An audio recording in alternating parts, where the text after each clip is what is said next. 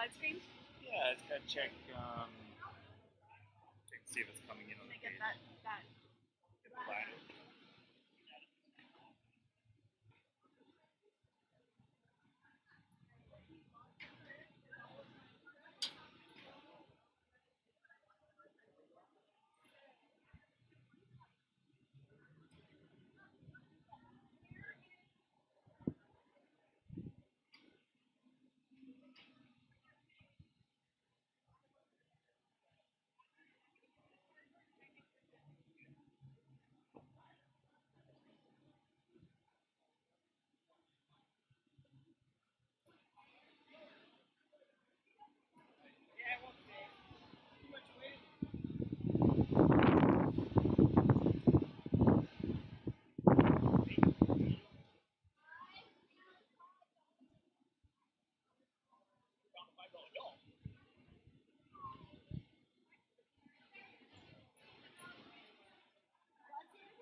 You're buying lunch.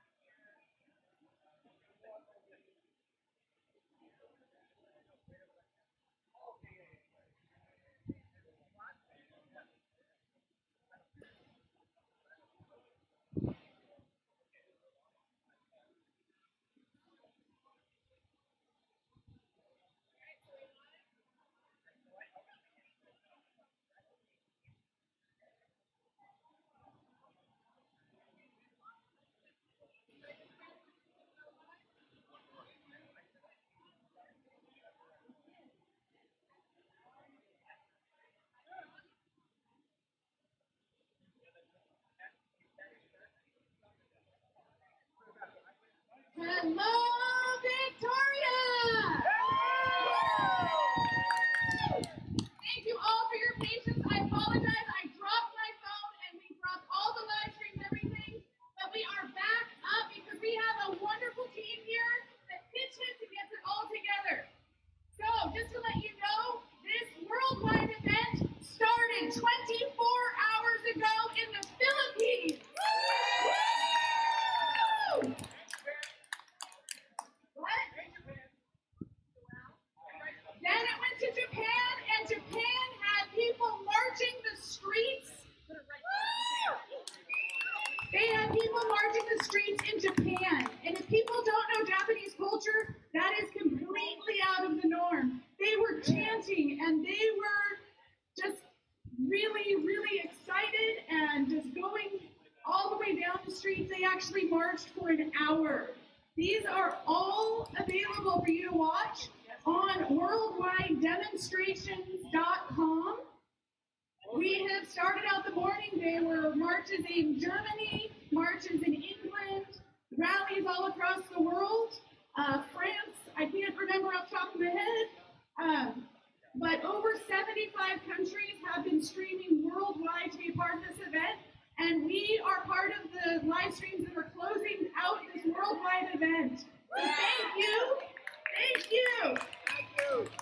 Thank you for coming to be a part of this historic event of the first worldwide demonstration for freedom, where we are all uniting to come against the tyranny of governments overreaching. So we have an audio file that we're going to play right now. So if you can just listen up to what the worldwide rally introduction is going to be played for you. Thank you so much.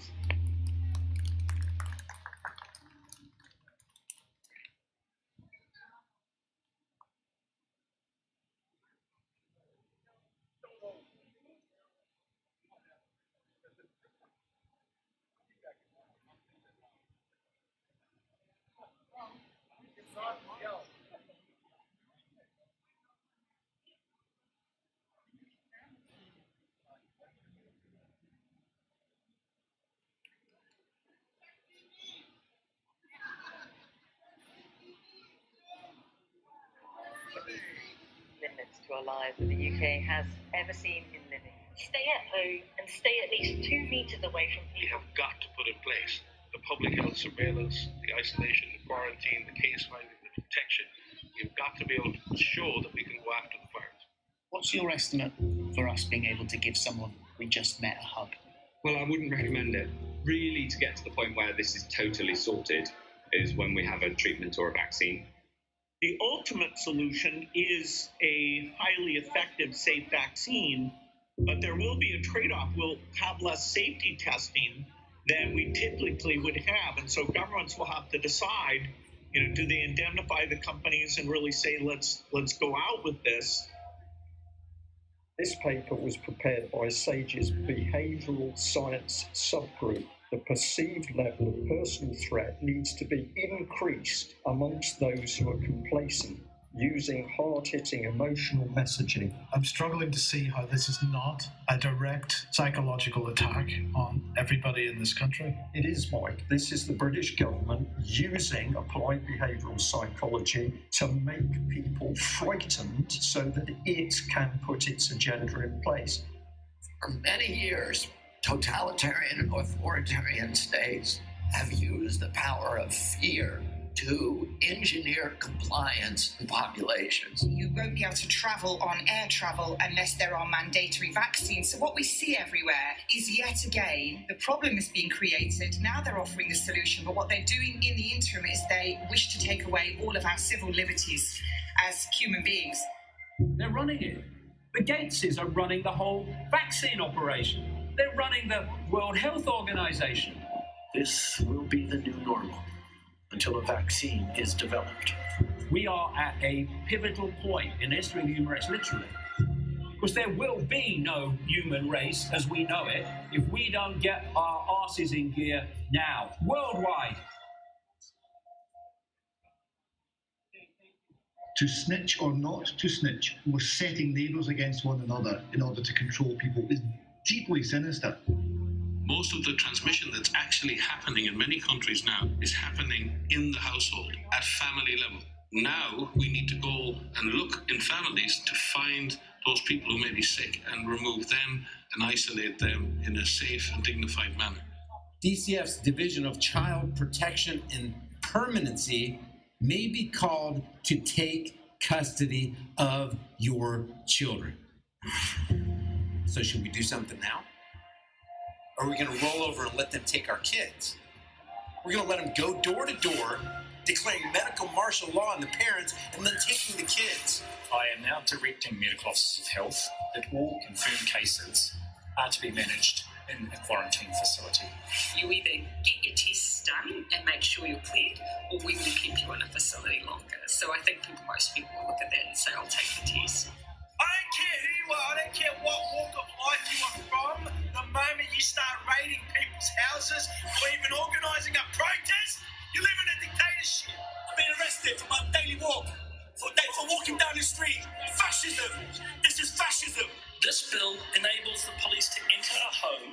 without a warrant. Madam Speaker, the police have never held that power. You know, open your fucking eyes, Australia, and understand what's happening. This isn't normal.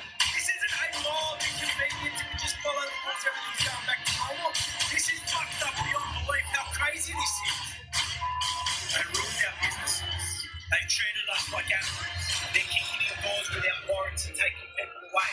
They're lying on their certificates. They're using palliative care numbers for people that are dying of COVID. The most unethical, immoral thing I've ever heard of in my life. You sat back on evil to run completely random over everybody. And we thought that somehow it wasn't going to affect us. But now, man, we're staring into the headlights of something that's going to run our ass over. What the fuck is going on in Australia? That is called treason, people. Treason. Look the word up. This is the time, friends. This is the time. It has absolutely nothing to do with health, but everything to do with the complying with the false-flying tyrannical agenda. Nobody is listening.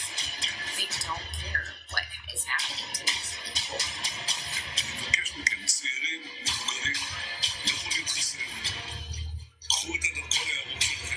protests are unsafe, protests are selfish, protests are potentially very dangerous. This is also a test of humanity, to see how much of our liberty we will let go before we finally draw the line under enough. We, the people, are waking up. They don't need celebrating, they need calling out. They need exposing for what they're doing. If you don't have a choice, people actually can have a choice. Normalcy only returns when we largely vaccinated the entire global population. No, I will not cooperate with our own enslavement, and there are millions of us and a handful of you. Our freedom is worth fighting for. Our freedom is worth dying for. Our children will have a future. Our freedom will be upheld. We are the people. We are the power. We are the 99%.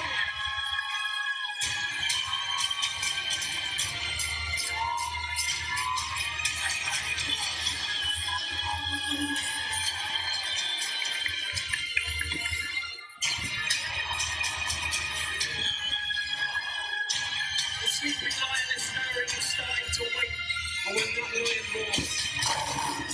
Checkmate.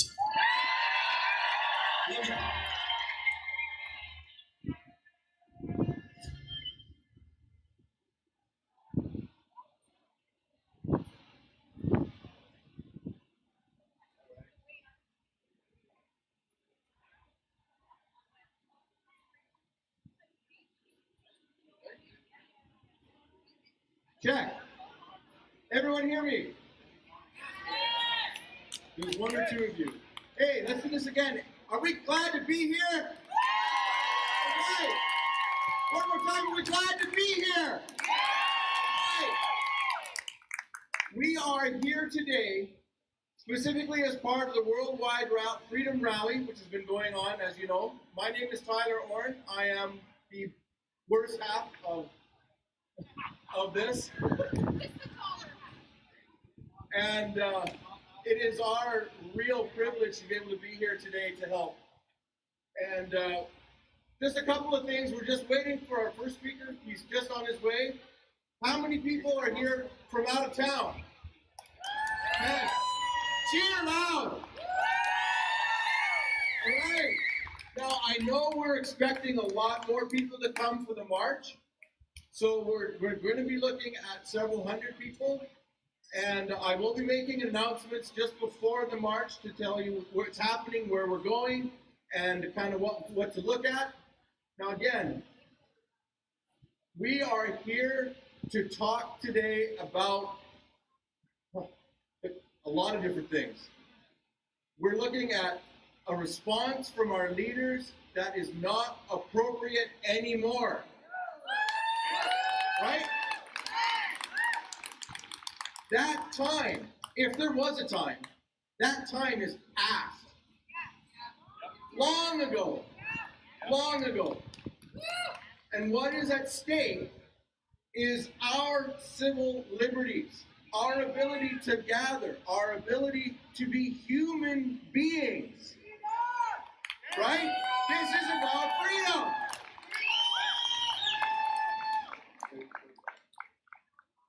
That's what this is about.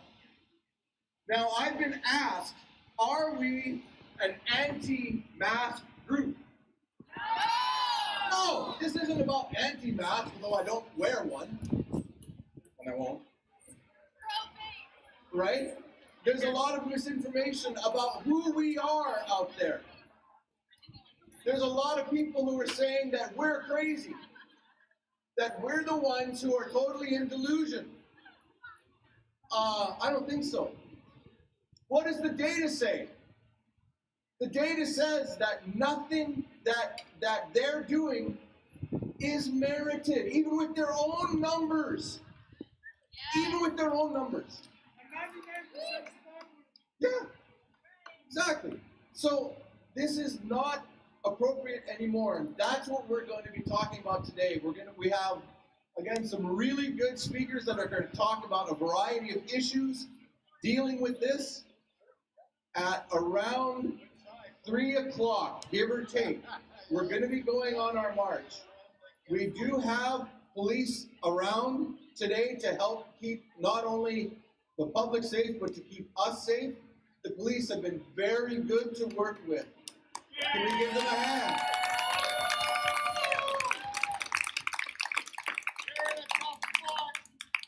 So, very thankful to them, and again, I'll be coming up in just a little, just before the march to give us just a little bit more instruction as to where we're going to go and what's going to happen.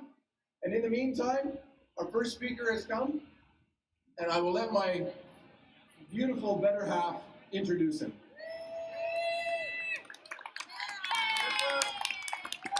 It's because the camera's turned the other way. Where? Oh. In fact, can you turn it around? Because I think that the people, if we can get the camera turned around. Okay, I will eat the mic. All right, there we go. All right.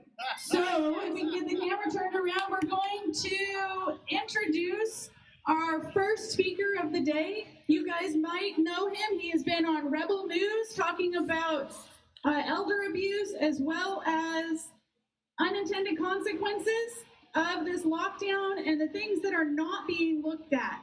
And he has a background where he was a provincial planner in Alberta for policy development for the elderly. So he knows this backwards and forwards. This is what he did as professional before he retired. So he comes to us with a wealth of knowledge, and we're just very, very grateful that he is here today. So let's give it up for Dr. Don Orn.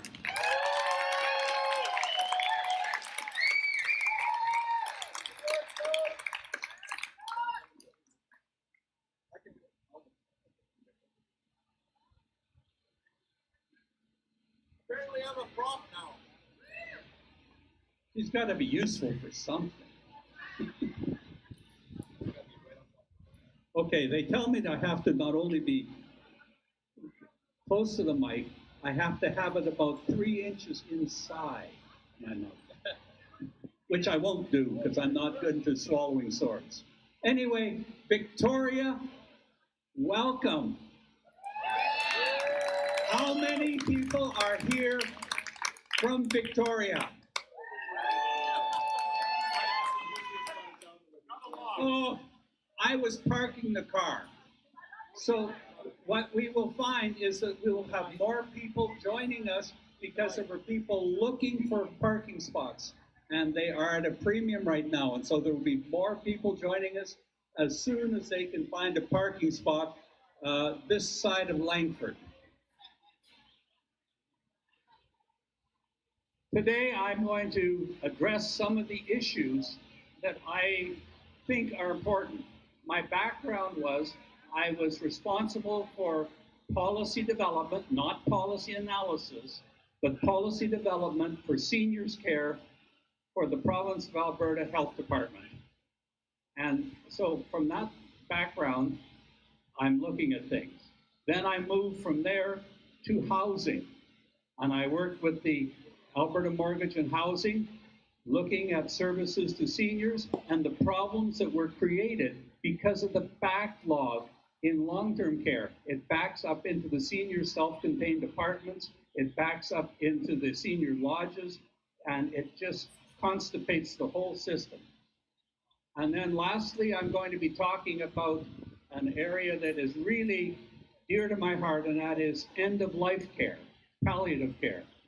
I had the privilege of doing the first policy paper in Canada on palliative care.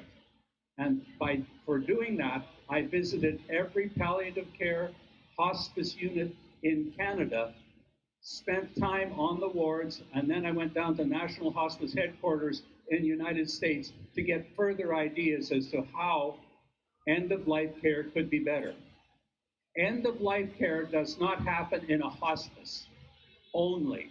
End-of-life care should be in every part of our healthcare system, humanely, and so that we can die and live with dignity.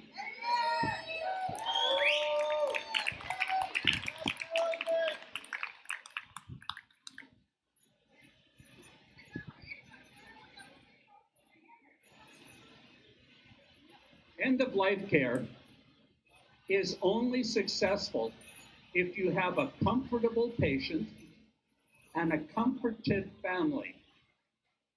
So you need both elements. If you don't have a comforted family, the issue is that I'm not getting it close enough, okay? Big ice cream cone. Ice cream cone. Big ice cream cone. No, I'm not going to lick the mic, sorry. Palliative care, end-of-life care is only successful when you have a comfortable patient and a comforted family. Both are important. If family don't have closure, don't have the opportunity to talk through some of the issues like children, to apologize to the parent for being such a crappy child, or parent saying, I screwed up here and here and here, please forgive me, so that there is a rest and a peace so that they can move through death. Death is not an easy time of life. It's a hard time of life. It's hard for families, it's hard for those that are friends, and it's also hard for the person.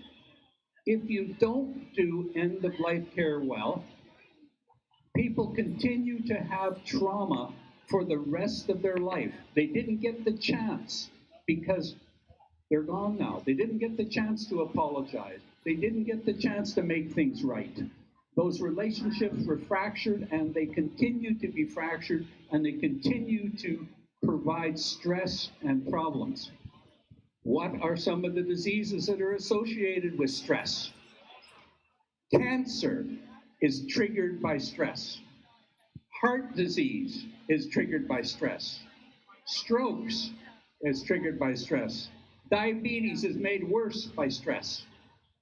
Those things are our big four costs in our healthcare system. And if you don't address those, at the end of life, you are increasing the probability you're going to have to spend a lot more money in the acute care healthcare system. Now, let's take a look, and I was going to talk about that later, but it just kind of grips my heart because it is so close to all of us. So let's take a look at some of the unintended consequences.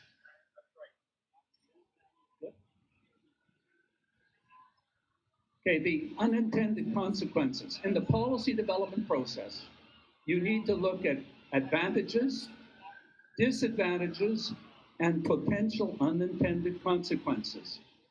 If I had not addressed all of those in my policy development that went into my minister, deputy minister, into cabinet, I would have been fired. I would have been fired.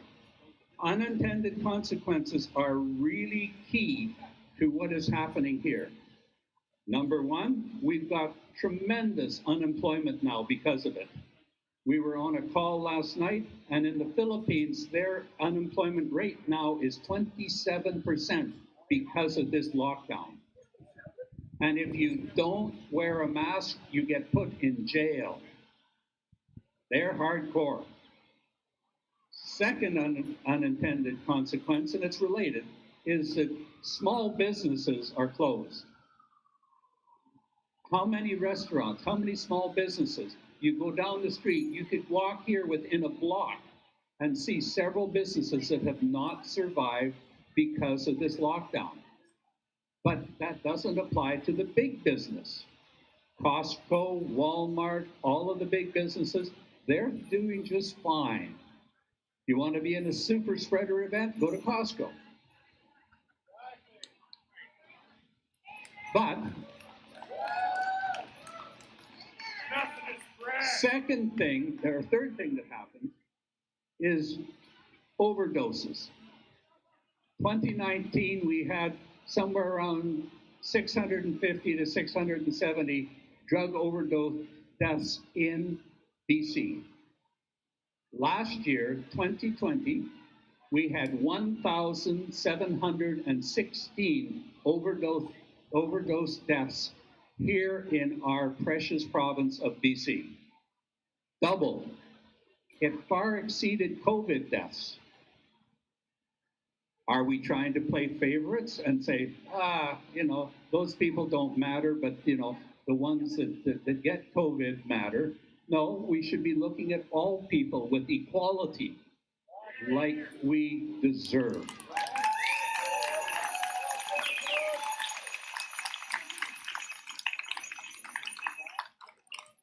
Suicides. Now, having also a healthcare background in mental health, suicides are extremely common now, and suicide attempts are epidemic. The hopelessness that is being felt by the lockdowns is making the suicide rate go up. I was talking with a nurse, age 72, had been an OR nurse here, and was a very functional person. But she said, "This is getting to me so badly, I have seriously considered ending my life." Perfectly functional, no kind of dementia, no kind of confusion. It was a clear, I can't take this crap anymore. She says, I don't see anybody. The loneliness is just killing me. Another one is depression. How many people have felt more down since all this stuff started than they did last year? Ridiculous. I am included in that group. I don't like it, but, when you look at it, if you are 80 years old, and you were 80 years old last March, and now you're 81, and your life expectancy is to 82, you had to have 50% of your remaining life stolen from you. If you are 75 and only expect to live to 80, you're only got 20% of your life stolen from you. How fair is that? We don't want anything stolen from us. We want what? We want what? How much? Lots. What do we want? Freedom. We want to be able to live our lives as the Charter of Rights and Freedoms intended.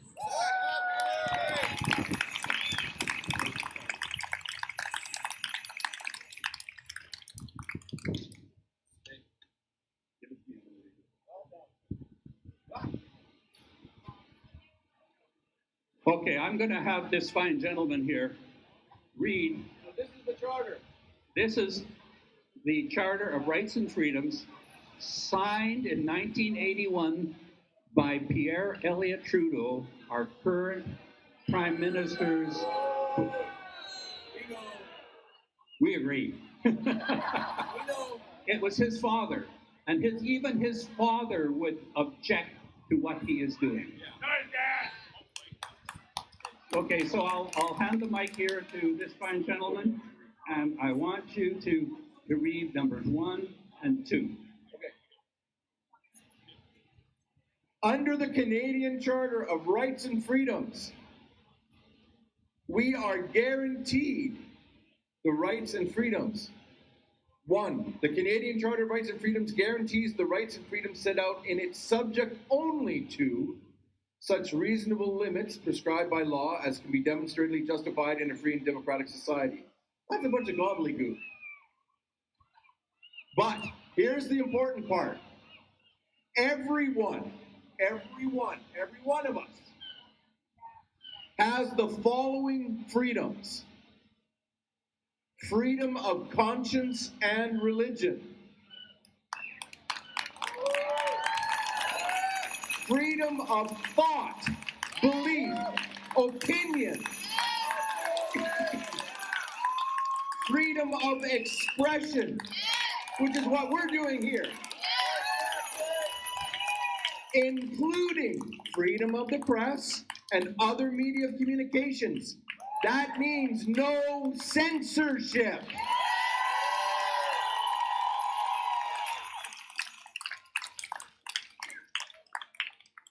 We have the freedom of peaceful assembly.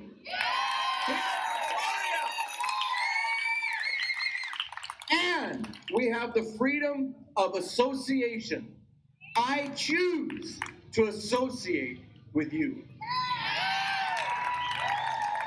Those are the freedoms that we're fighting for.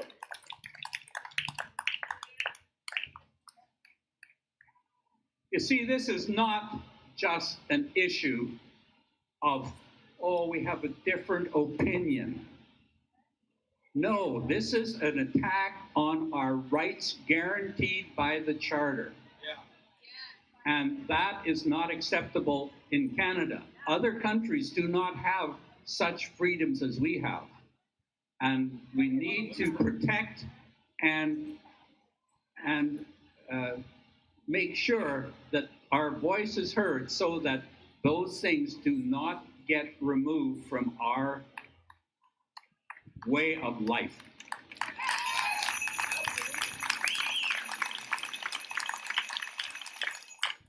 Now, going back to the problems in long-term care, I served on a committee, a federal committee, which developed guidelines for long-term care that was to be disseminated anywhere in Canada. And I also worked on the guideline booklet for palliative end-of-life care. And so those two things I worked on at a national level. They got people together that allegedly knew what they were talking about, and they wrote a booklet about a quarter of an inch thick, and it's freely available. In the long-term care area, we set out that there are 4 areas that are important to address in long-term care. 1, the physical. 2, the psychological. Number 3, the social. And 4, the spiritual. All of those things need to be addressed in a successful long-term care facility.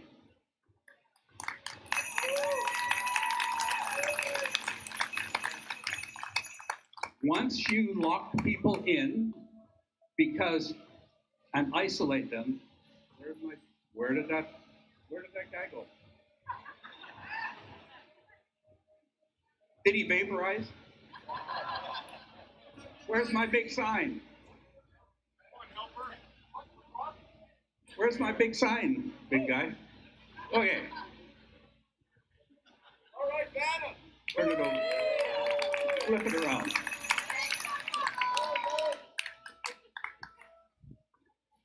Forced isolation is elder abuse.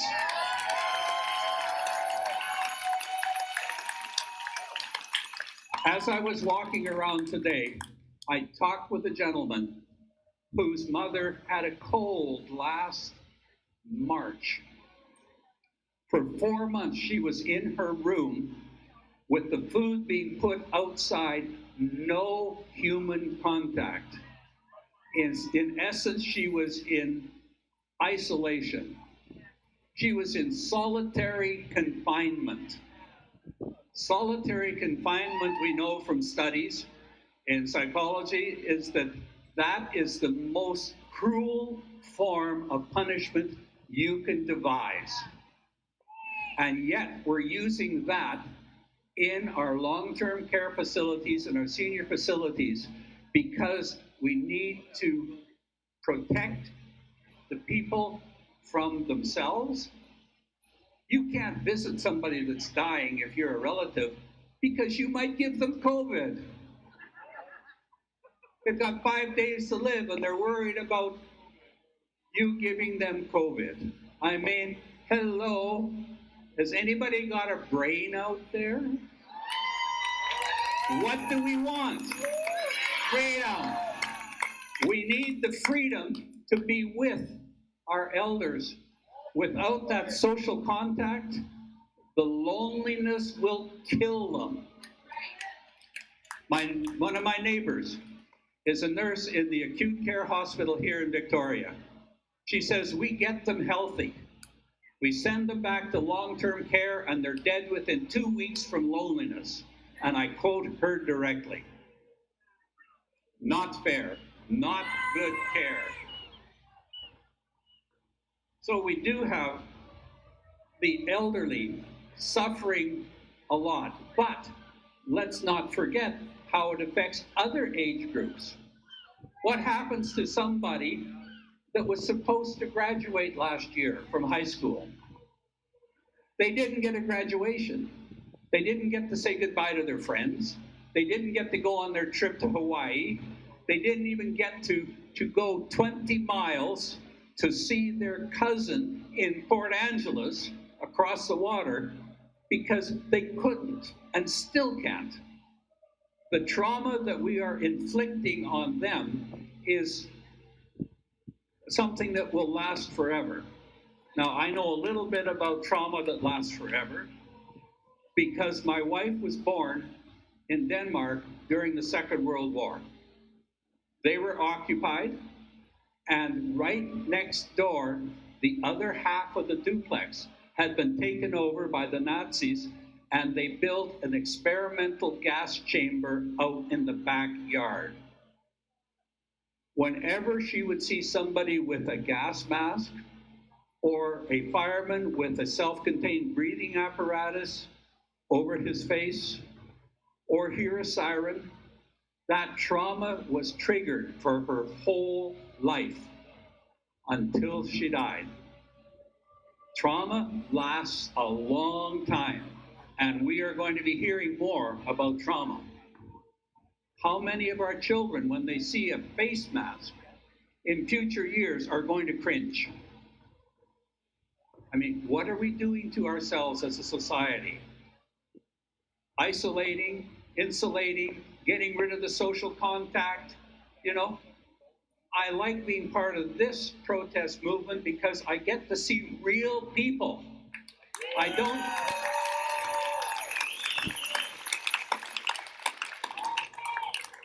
If I want to attend church, I have to turn on my computer. It doesn't do the same thing for me. It just doesn't. Church is essential, and the support we feel when we get together in gatherings like this or in other gatherings, that's what changes us from being non-human to being human.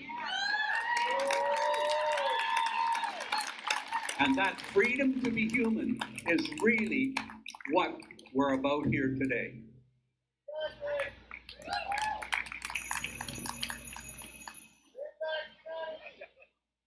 Now, I was going to start with a story. When I was being introduced by my geriatrician doctor friend, when I was in Alberta, he would tell this story. He says, there are 3 lies that you should never believe. Number 1, salesman comes with a vacuum cleaner and says, this is the best machine that you will ever get, and you will never get a price as good as I'm going to give you today. Lie number one. Lie number two. You want to go out and get roaring drunk, and you ask your wife, if I get roaring drunk, will you still love me as much in the morning? And she says, yes. That's a lie. The third lie is, I'm from the government. I'm here to help.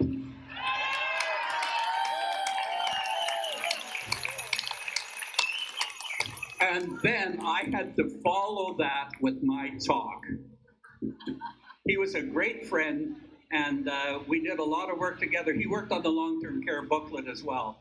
And so we did a lot of good work together, and there was a lot of gains for seniors during those years, much of which has been lost because of government underfunding chronically long-term care. They have, oh, they're just old. We can keep reducing the budget so they, if inflation is 4%, we'll give them 2%. Next year, inflation is 3%, we'll give them 1%. You take that process out over time, and you've got a chronically underfunded system that is not doing the job that it needs to do. Do you see that when you have relatives in long-term care? I do. Who does? Who sees that? Who's had bad experiences with their elders in long-term care? Yes, many of you.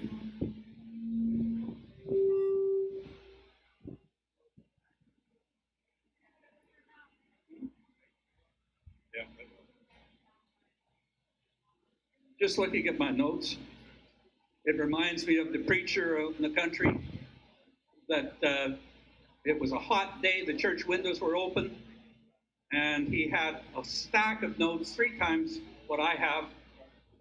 Big wind came, blew his notes out into the pasture. A cow ate the notes and the cow dried up.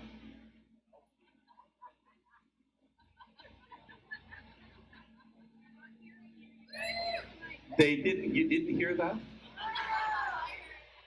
When the notes went out in the pasture, the cow ate them and the cow dried up.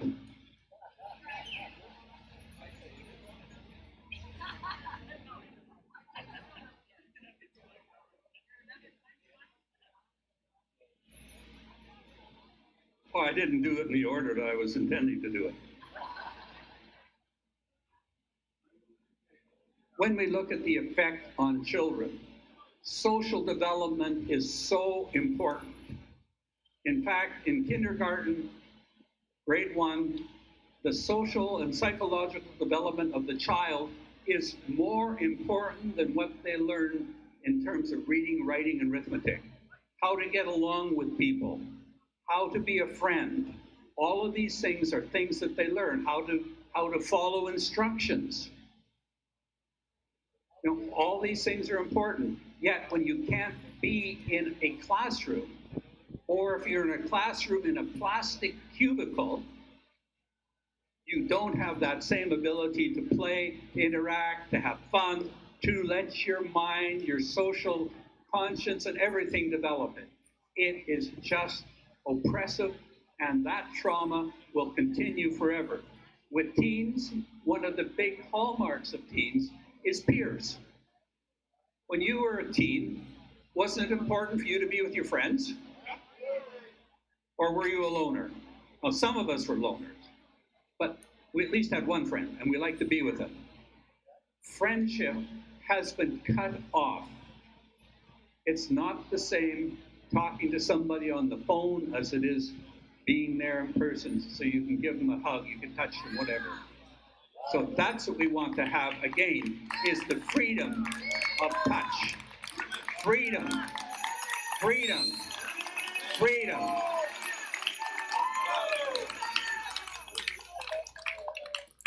Remember, lie number 3, I'm from the government, I'm here to help.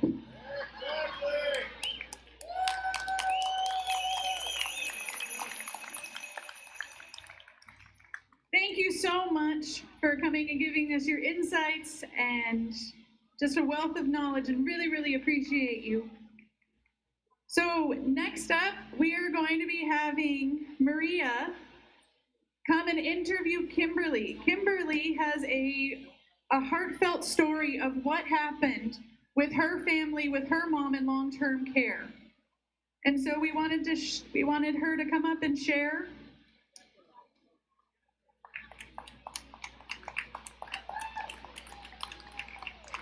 And I want to know if everybody, there's a big open space up here. If you guys want to come down, you're more than welcome to come closer. We know that it's a little bit hard to hear in the back, so you are welcome to come up here. If you have lawn chairs, you're welcome to just feel free to come up closer.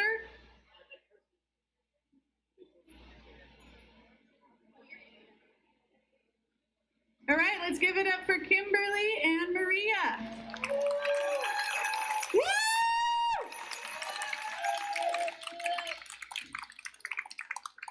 How's everyone doing today?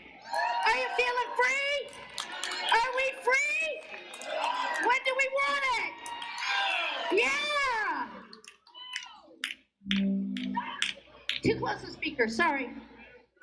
So, I have Kimberly here. She was at our last rally. She was speaking about her mom, who unfortunately ended up in a very sad scenario. So today I'm going to have a quick interview. What happened?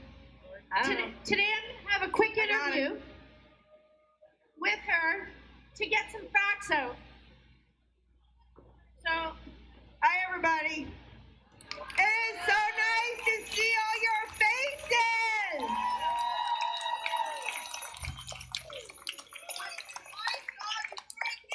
We're getting...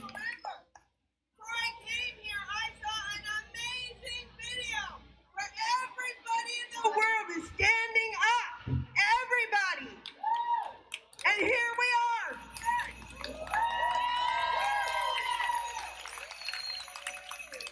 So, I have a couple of questions that I want to ask Kimberly. The first one is how did she actually get into this scenario? Scenario as in what?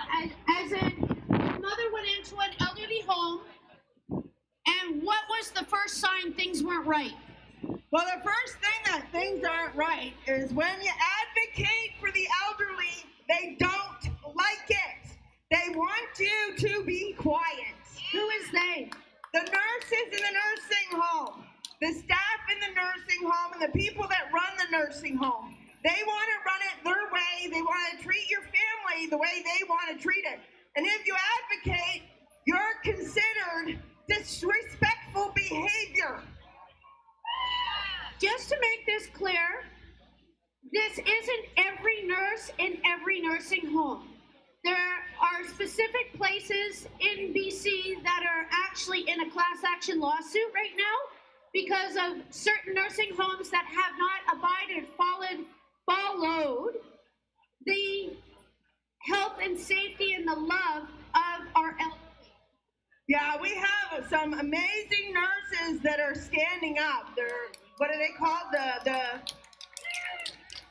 Sarah's one of them. We have some nurses that are standing up and they're telling their story the way it is. We have some great people that are standing up, which is amazing. And I'm so glad because those people that are in the nursing homes that are standing up, they're treating our loved ones as they would treat theirs.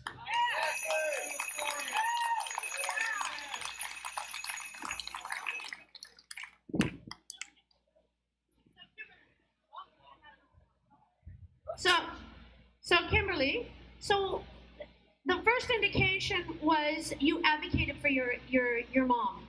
So what happened after that? Like, so she was, first of all, she was not being respected, and they weren't bringing her things like she was supposed to be getting, and then they started restricting your visits. How many visits did you actually get once the lockdown started, as compared to before? Well, before I was at the nursing home regularly, at least 3 or 4 times a week, unless my mother called and then I was there again, take her out.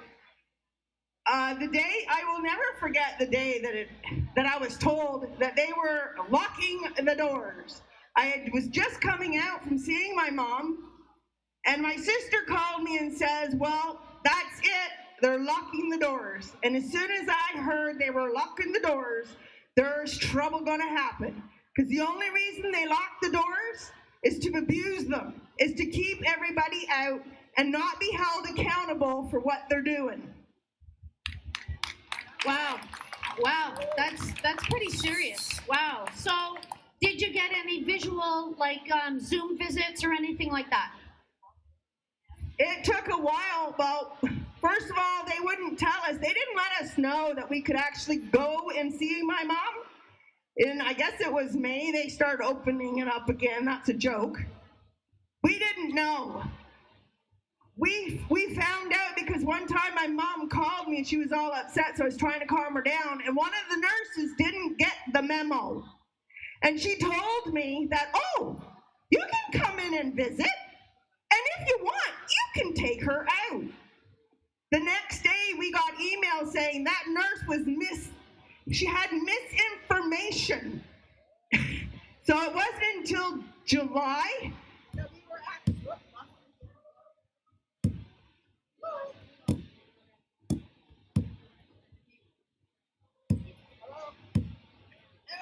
we lost it. We weren't able to go in. That was in July. We had to send several emails. Finally, after weeks of emails back and forth, we told her we were able to take her out. But only there's 3 siblings. Me, my sister, and my brother. The only one that was able to see my mom was my sister. Technical difficulties.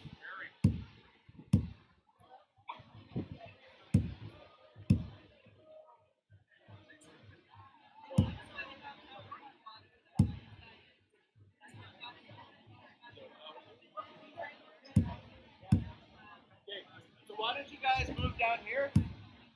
Leave the mic. We're going to work on this.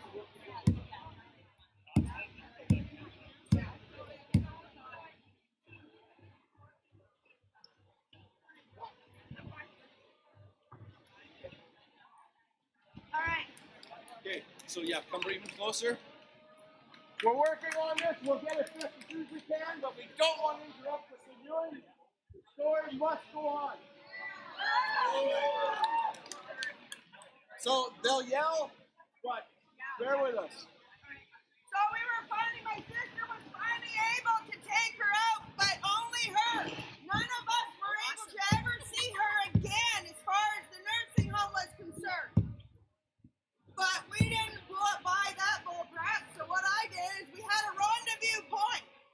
So we were able to, my sister would pick her up, and then I'd meet her down in another town. So we got to see her for a bit. Every time she came out, though, they isolated her, solitary confinement for 14 days. Yet a man in the nursing home went out every single day. So that's pretty atrocious, hey? When a nurse is allowed to leave a facility and go from room to room to room, but yet the people that have the loved ones of the people in the nursing home are not allowed to even visit their own family. Like, there's a problem there, right? There's definitely a problem there. So, then let's talk about what happened at Christmas. Oh, wow. We did get a couple of Zooms, but that was a joke. Because if you said anything or asked anything of the nurse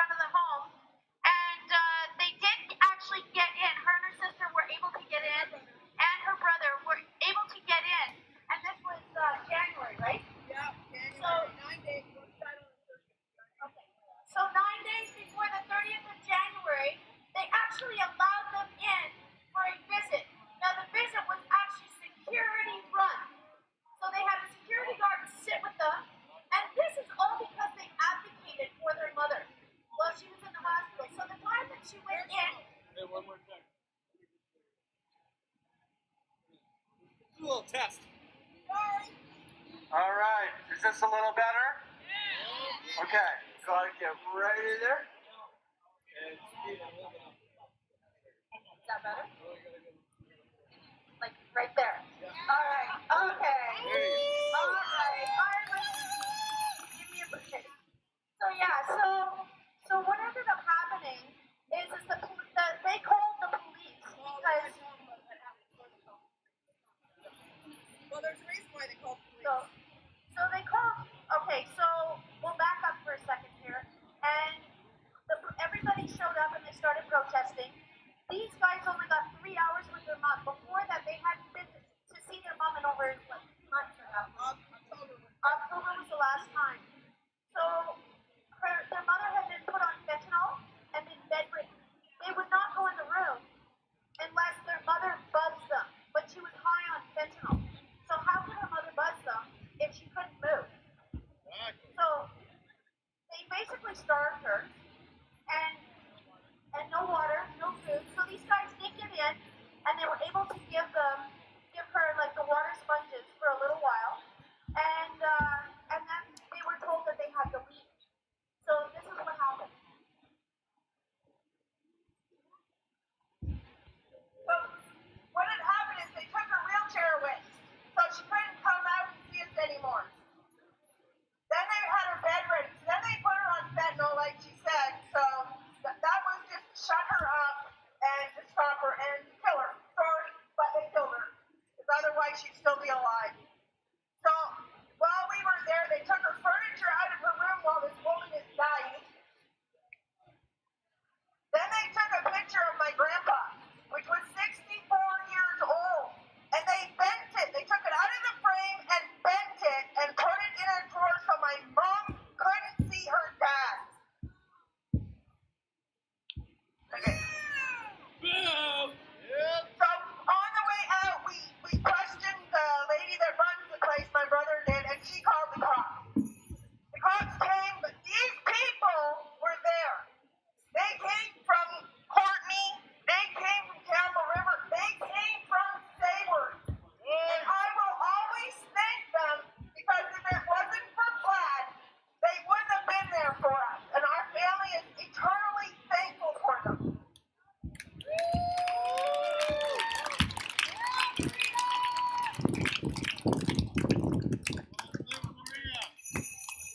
So the sad part of this story is that was the last time they got to see their mom.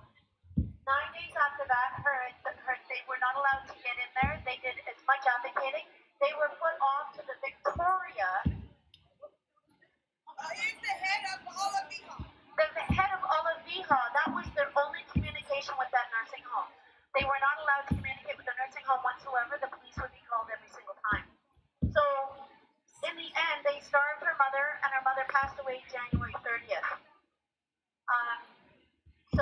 And then since then, by herself in her room with no family, no Zoom, no nothing. But, you know, I mean, she was on fentanyl, so I guess that's it. But, yeah, that was really about it. So I'm going to give it to Kimberly now, and we'll have Kimberly sing a song. It's definitely going to be different than this thing. Actually, come on.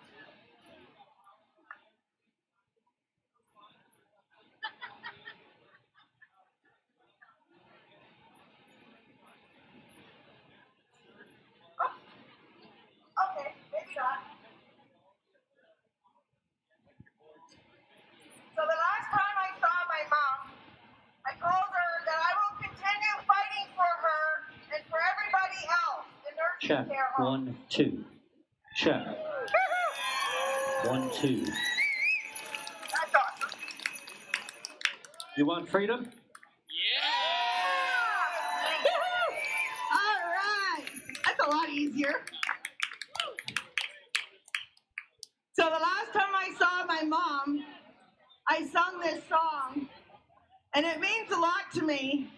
And I'm going to sing it again today because every one of you are why this song means so much to me and my mom. I gotta cue up the music though first. I just gotta hit the first note.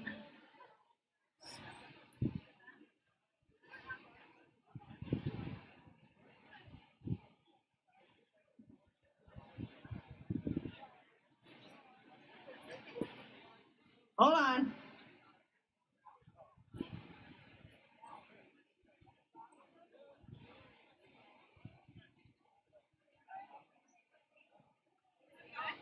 Thank you, everybody, for coming. We're gonna win this!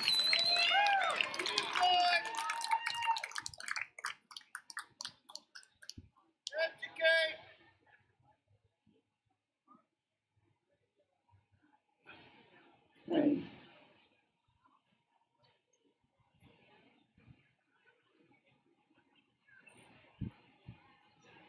When I am down and know my soul so weary, when troubles come and my heart burdens me, then I am still and waiting in the silence until you come and sit a while with me. You raise me up so I can stand on mountains. You raise me up to walk on stormy seas. I am strong when I am on your shoulder. You raise me up to more than I can be. There is no life without its hunger. Each restless heart beats so imperfectly. But when you come and I am filled with wonder, sometimes I think I glimpse eternity. You raise me up so I can stand on mountains. You raise me up to walk on stormy seas. I am strong when I am on your shoulder. You raise me up to more than I can be. Let's sing another chorus again. You raise me Let's hear it. up so I can stand on mountains. You raise me up to walk on stormy seas. I am strong when I am on your shoulders. You raise me up to more than I can be. You raise me up to more than I can be.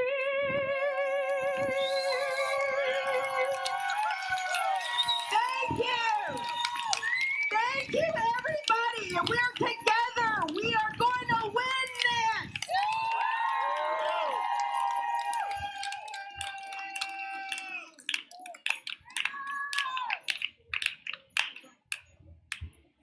Thank you so much for blessing us with that song, and thank you all.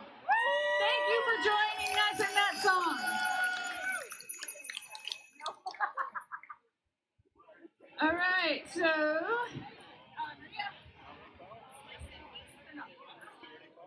All right, so who is having fun here today? Woo! Has anybody gotten their hugs on yet? Yes, it is so important for us to have human contact. Hold on. I knew I was going to forget something, dang it. There's a new initiative that I'm doing. It's for the seniors.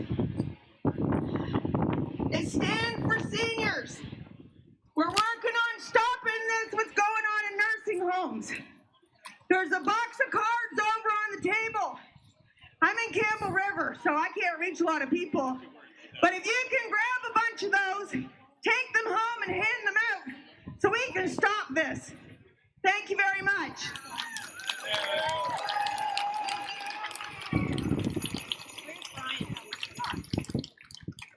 Right, thank you, Kimberly. And yes, we have many ways that you can get involved. We are going to be having people from Vaccine Choice Canada, which they have an information booth over there.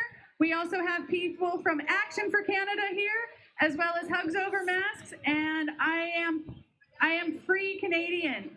So please come and check out the booths over there. There are signs, there are shirts, things like that for sale. These all go back into just the movement, helping to support getting the word out there.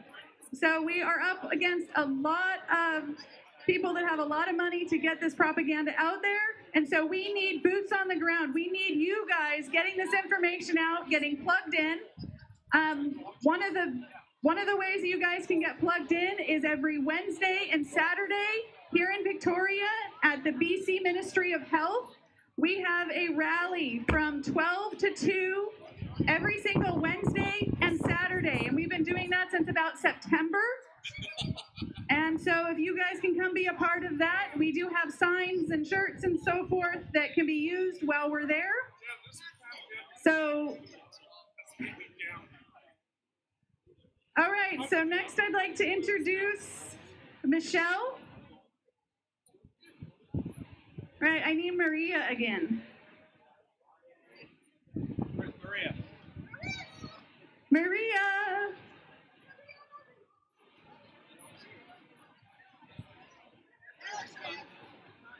You're supposed to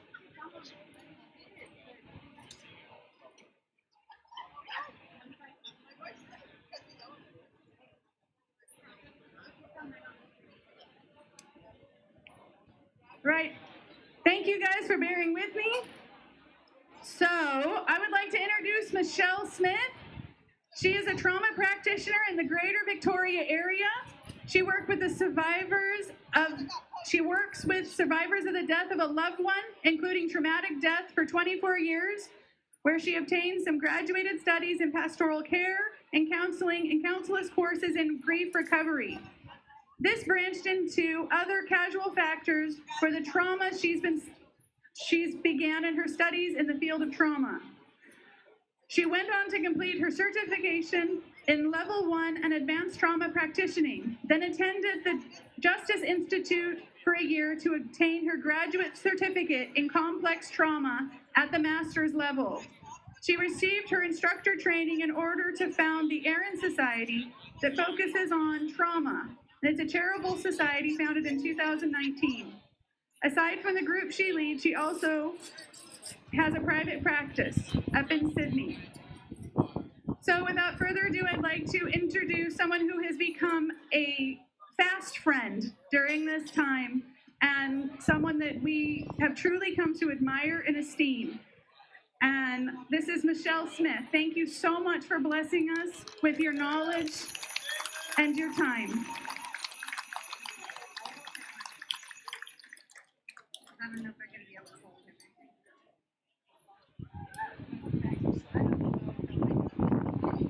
Hi guys, I'm so pleased to be back, and thanks for inviting me. Yeah? Yep. Can you hear me? Thank you, darling. Thanks. I don't do well without my notes because I'll get off track on something for sure, so I use them to keep me on track. I've spoken a few times now about what's actually going on out there in our communities. I'm hoping everyone can hear me now.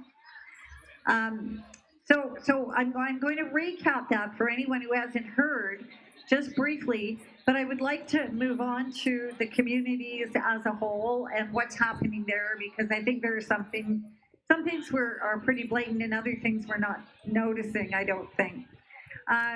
So just for a brief recap for those that haven't heard on the traumatic experience, A traumatic event can be described as a life experience that involves an actual or perceived threat to one's own safety or the safety of a loved one. So whether it's true or whether it isn't, it's how that person is perceiving it. And it's usually categorized by things like feelings of helplessness, terror, fear is at the basis of it, with the individual unable to kind of make sense of it or come to terms with it. And so the circumstance usually includes things like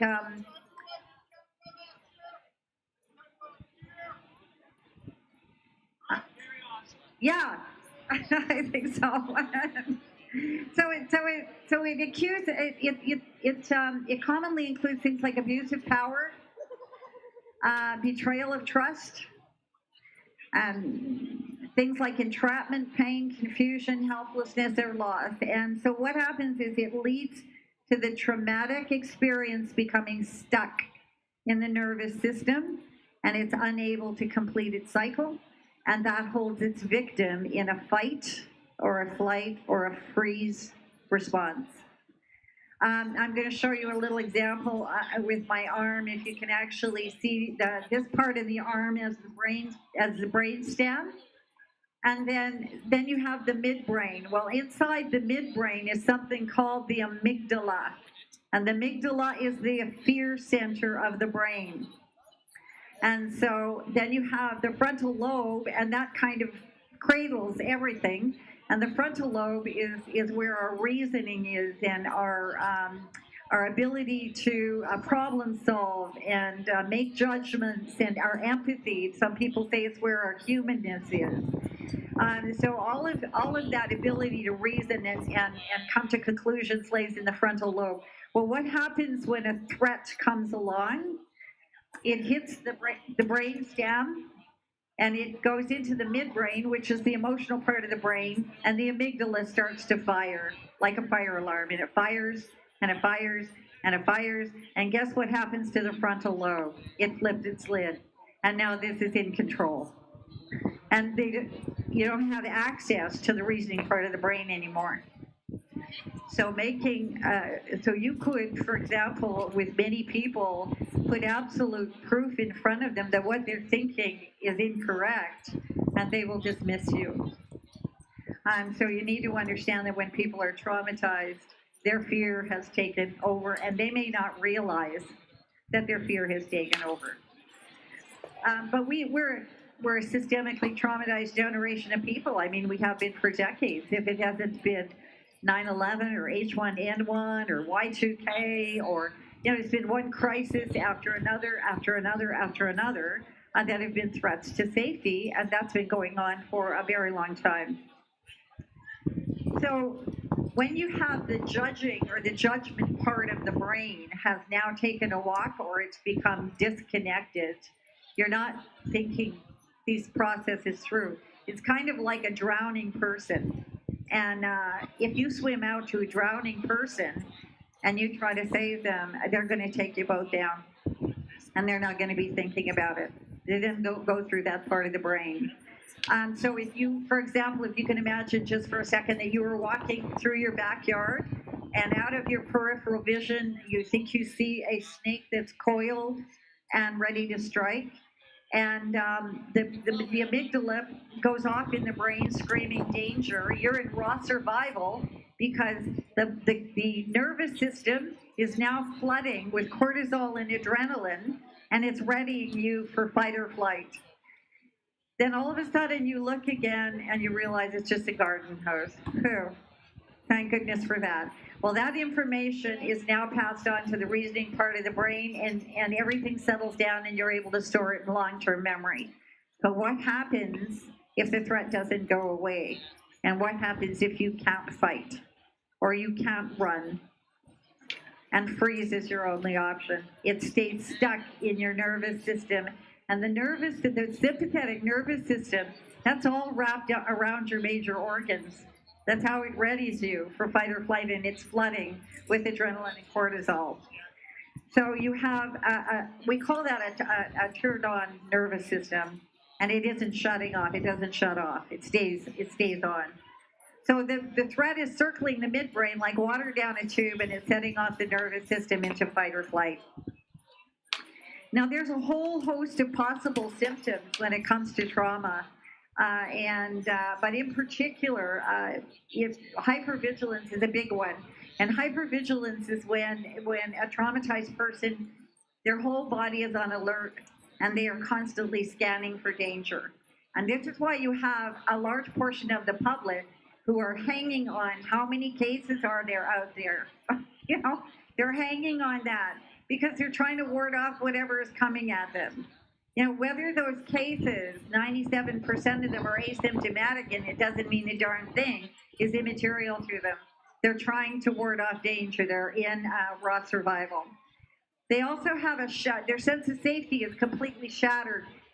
So when you have a shattered sense of safety like that, you have a population, or a certain amount of the population, who are driven to seek safety. And dissociation, feeling disconnected from oneself, is also a symptom. So we have victims wanting to seek safety. So if a person offers a carrot of safety, whether it's perceived safety or not, the victim will cling to it like a drowning person. Now, anger with grief is usually not destructive, but anger with trauma is always assaultive, whether it is violent or not. So if you trigger that traumatic response, or you get in the way of someone's perceived safety, you are likely to get an assaultive response of anger because they're in raw survival and they are fighting for their life as far as they're concerned. So that's why you're getting some of that. So remember, the reasoning part of the brain is disconnected.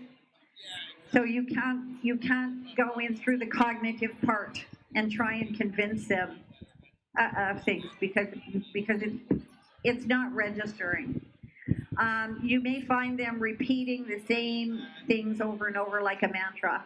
You're trying to talk to them, and you've talked for an hour, and suddenly they repeat the same thing that they started with, as if you said nothing. They haven't heard what you've said.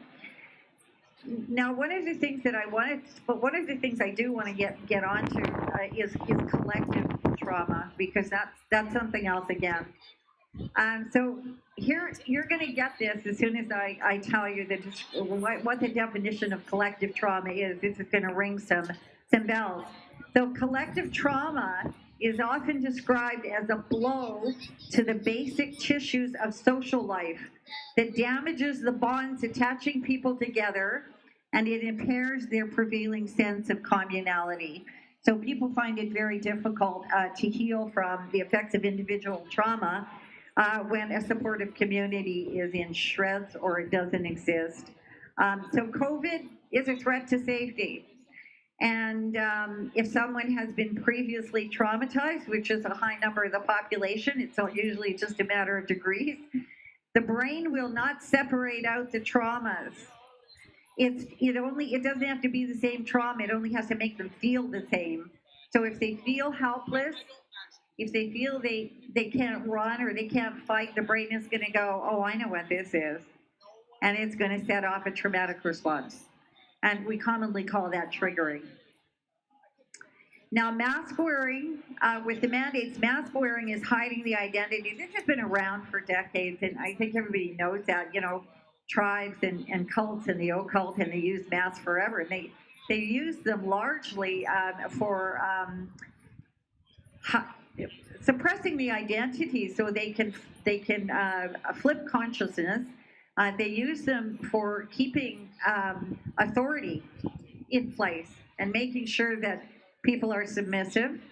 And they use them for the wearers, because people who are wearing masks can often feel they can get away with a lot more aggressive behavior when they think they can't be identified.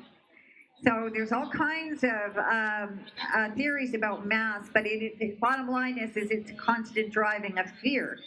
And so, as I mentioned before, I think for anybody who has been here, When you breathe in carbon dioxide, the amygdala, the fear center in the brain, is a chemosensor for carbon dioxide.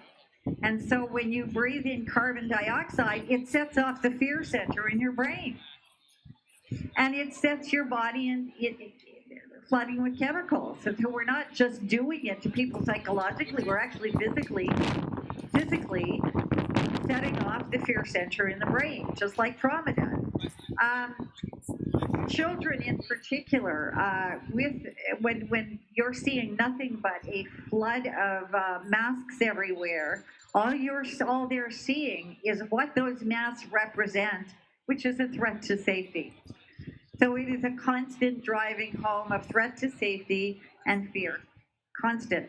So it keeps that traumatic reaction going with no chance of healing. Social distancing also causes fear of others, loneliness, isolation, no meaningful contact whatsoever, and we're social creatures, so it's not possible for us to live that way. But it also activates your sympathetic nervous system, flooding your body with chemicals. So it drives up suicides, drug overdoses, and so on. Now, the internet is not meaningful human interaction, and it often reinforces the feelings of isolation. And isolation was a torture technique, and it's been done by every cultural organization that wants to control its victims, and it has been utilized for centuries. The first thing they usually do is separate a victim from their family, friends, and anyone who's important to them. Now, communities are healing for people because they are a safety net for people. So within our communities, we have all our well-trained professionals. We have our doctors, some of the best in this province, our police officers, our nurses, our teachers, our churches. Our churches do 80% of the social service work by feeding and clothing the hungry. They work with alcoholics and drug addicts and more. And then we have our various groups and social interaction and so on. Now, what did we find?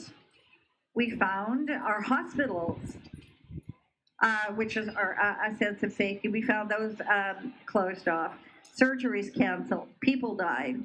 Our clinics were shut down, so people didn't have access to their doctors. Another safety within the community torn out from under them.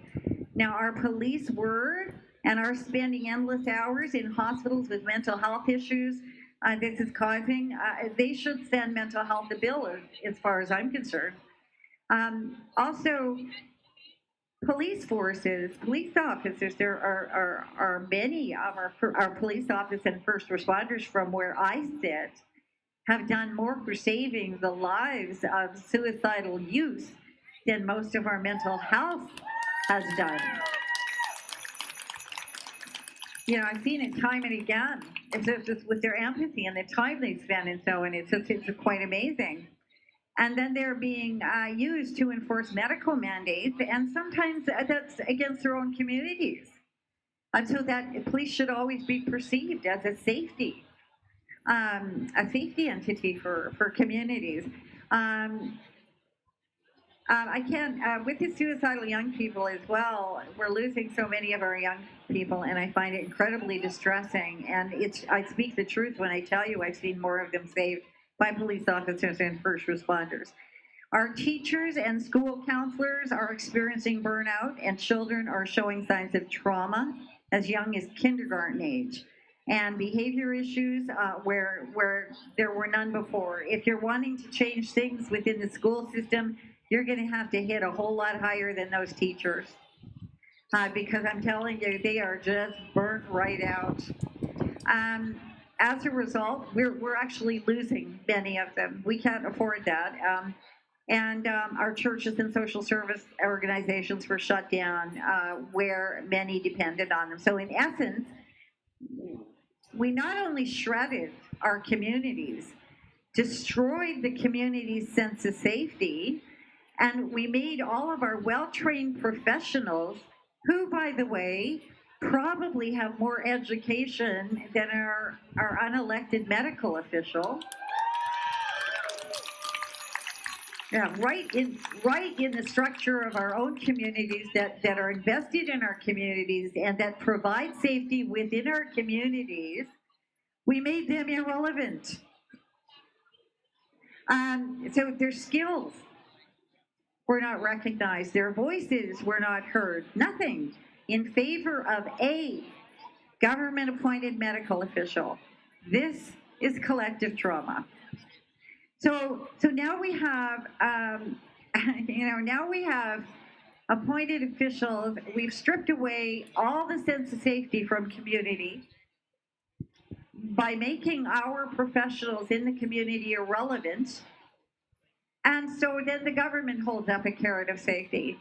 Well, maybe if you wear a mask and social distance and isolate, y'all will be safe. The problem with that carrot of safety is it's not safety at all, and that darn thing keeps moving. You can't catch that offer for safety no matter how hard you try, because it keeps moving. So in the meantime, we are sent messages that, I think some people are seeing and many may not even recognize. Like when they were thinking of opening schools again. There was a commercial made, and the setting was a school classroom. And who was standing at the front of the classroom? A place where educators are found at the front of the classroom. Who's now standing at the front of the classroom? It's a government official. That hit me. That was the first thing that hit me. Is what in God's name is a government official doing in the front of our classrooms, our school classroom? That's an educator position. I thought that sent a really strong message. And they showed the classroom with sinks and wash stations and room for social distancing, and that upset the teachers because most of their classrooms weren't equipped with those things.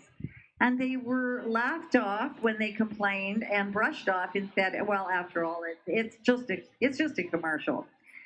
Then the churches were shut down by a government official. Who sits on the throne now? Hospitals and clinics shut down, all by a government official. That's quite a message to send. And families were told who they could see and when in their own homes by a government official. Well, most of all, I think everyone has been made responsible for the elderly and at risk to the point of personal and financial ruin. When families are responsible for everyone else instead of left to make the health decisions for their own families, when they are held accountable for others instead of accounting for themselves, it is a lot of personal power. So even personal power has been robbed from the population. The power to make decisions that affect outcomes for our family's health has been stolen by government. Our ability. How many of you guys have heard of the story of Gander in 9/11? You remember the story of Gander, what happened in 9/11? And how this little town went, yeah, exact. I love that story. That's what communities do. That's what they do. You leave communities alone to their own, and I'm telling you, they will do a whole lot better job than what we've seen. I kid you not. Yeah, this is for, our professionals are trained for this. Why have they been made irrelevant? When they did a study of, I wanted to mention actually, when I spoke to Dr. Malthouse last time, he asked me a question after I spoke, and he said to me, Michelle, the trauma response, it'll last for a lifetime. I answered him from the perspective of a trauma practitioner. And I said, no, it's not a life sentence. I regretted that answer. And the reason I regretted it is because of the amount of people who don't get help. And so once a traumatic reaction is stuck in your system, it's stuck in your system. And very few forms of trauma resolve themselves. And so, and it's the longevity and the severity of it is why we have PTSD. So I should correct that one. Children in trauma can often go unrecognized and or misdiagnosed. It can be very hidden in children, but it often rears its head around the age of 30 years old, give or take. And when that happens, it's possible we will see another huge mental health crisis, and by that time, they will have forgotten what drove it in the first place. So this is not over, not by any stretch of the imagination. I did an interview with Laura Lynn Tyler Thompson, and I told her on the interview, I said, even if we manage to get mandates shut down, there will be a significant portion of the population who will be begging for mandates. And 2 weeks later, I saw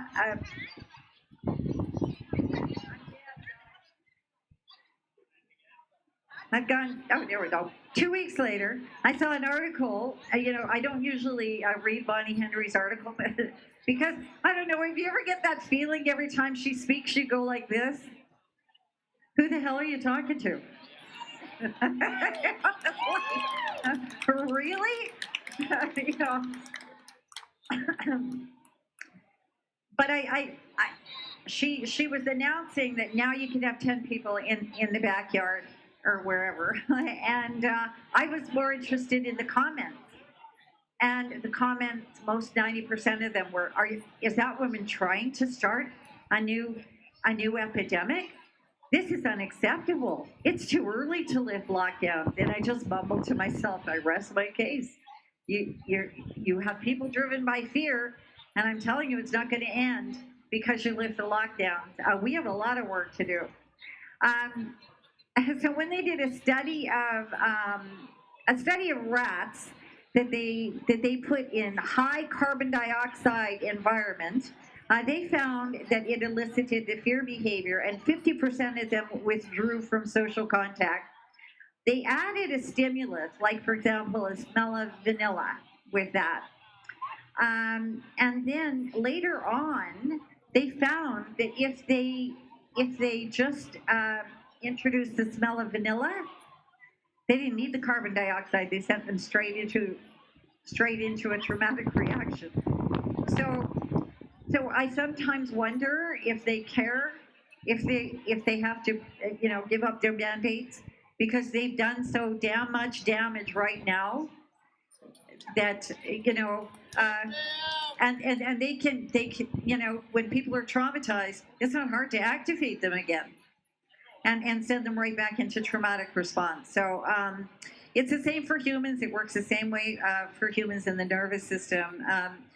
So I recently listened to a nurse, and I was listening to her on a CBC thing, I think. And I think she was head of the nurses union or something like that. And she was saying that there are few resources in the community for people, they call it mental health problems, I don't, in the community with mental health issues, and she hopes that more of that will happen. You just shut down your communities, So I founded the Aaron Society in 2019, and the whole idea was to focus on groups, basic skills, education, and peer support. And that shut down. They shut that down because the churches were offering me free space to work. And so when the churches shut down, so did my groups. When they were able to open up again, just for support groups and so on, I was told, well, your group has to wear masks and social distance. And I said, you got to be kidding me. You want me to create a fear environment while I'm trying to treat fear? You're joking, right?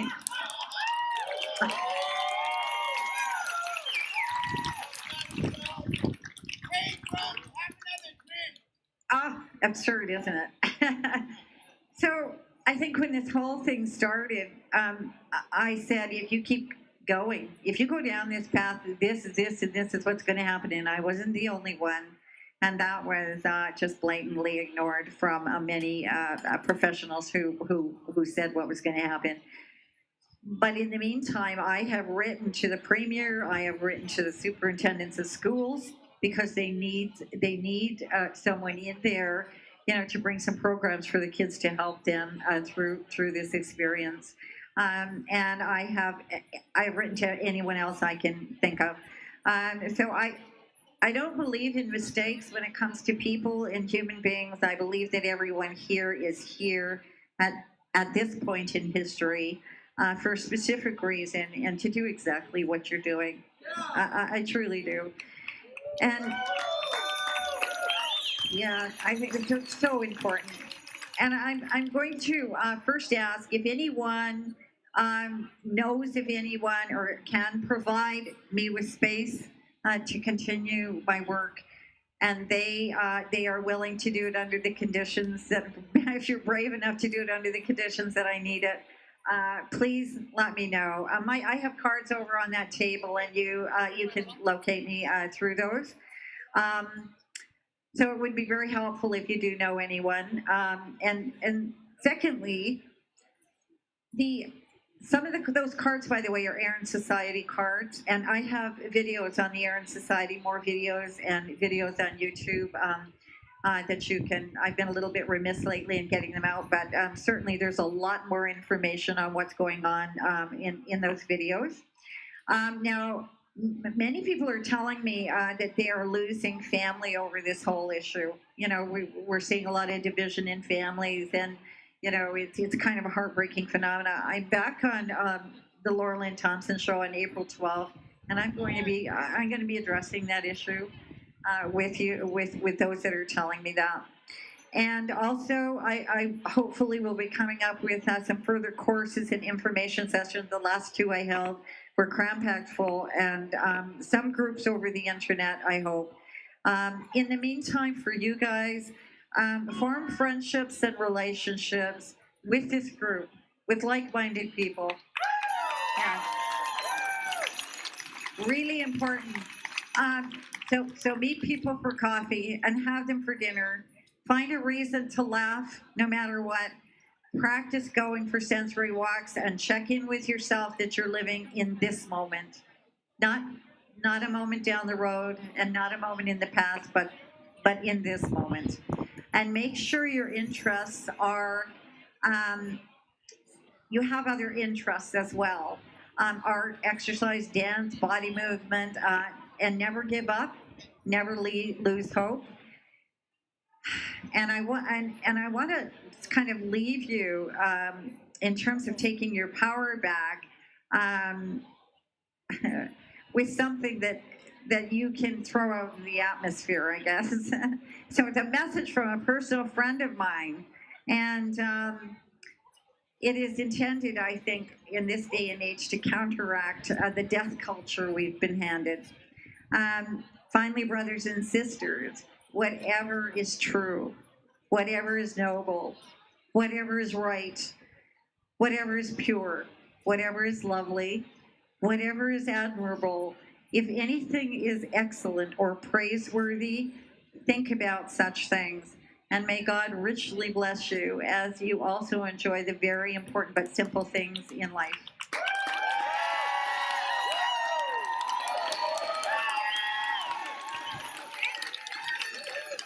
Thank you, Michelle. That was amazing information. Who learned something about trauma today? Oh! There is so much that we need to be learning about trauma because, like Michelle said, this is a state of trauma that we are putting our kids, our families, everybody in. And when they say the lockdown is over, it's not going to be over. That's when all the work is going to begin. And we need to be on the front lines helping people to figure out how to go back to a life that is not constrained and confined. And they're going to have a lot of work to do, and we're all going to have a lot of work to do. So what do we want? We want freedom! When do we want it? Now! That's right. So our next speaker is Jordan. Jordan is originally from the UK. He's been in Canada for a couple years now, and he wants to share with us about a trip he had to Africa back in 2018 and the difference of what COVID has done to these communities that have been just decimated in the past, and what COVID has done to really just trigger that tragedy even further. So here is Jordan. Afternoon, everybody. How's your trip? How's your day going? Do you feel like the day's going well so far? Yeah. Do we feel more freedom? Good. Well, so back in January, I simply put in a local Vancouver group with fellow Brits, can 2 people, 3 people meet up with me to go and watch my local football team, Manchester United versus Liverpool. It's a major match. I thought of some respect. I said, just 2 or 3 people, please. I'm all alone here in Vancouver. I don't have any family here. I'd just like to meet 2 or 3 people and enjoy my local football match. And still, the amount of harassment I got, the backlash people were giving me with, oh, my granddad's just died and you want to go and watch a football match? I said, look, I've had enough of this and been seriously right here. I took a trip to Uganda in Central Africa in 2018, and the suffering and human torture that happens on a daily basis was just horrific. Children sleeping in the streets, just finding somewhere in the middle of a mud pile, laying their head, and that was it, that was just normal.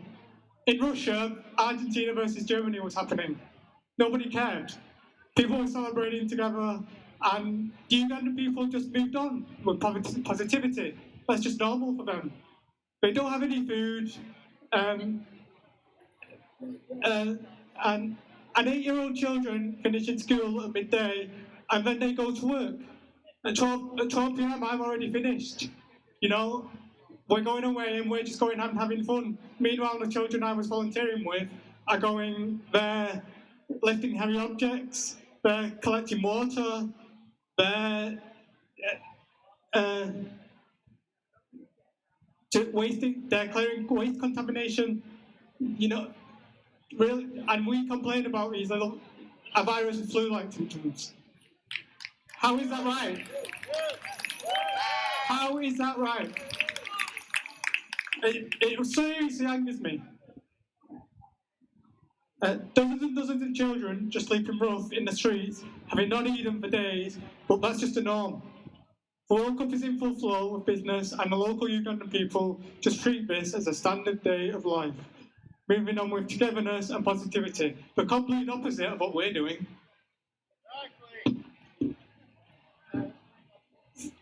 For every 10 seconds that tick by, a child starves to their death.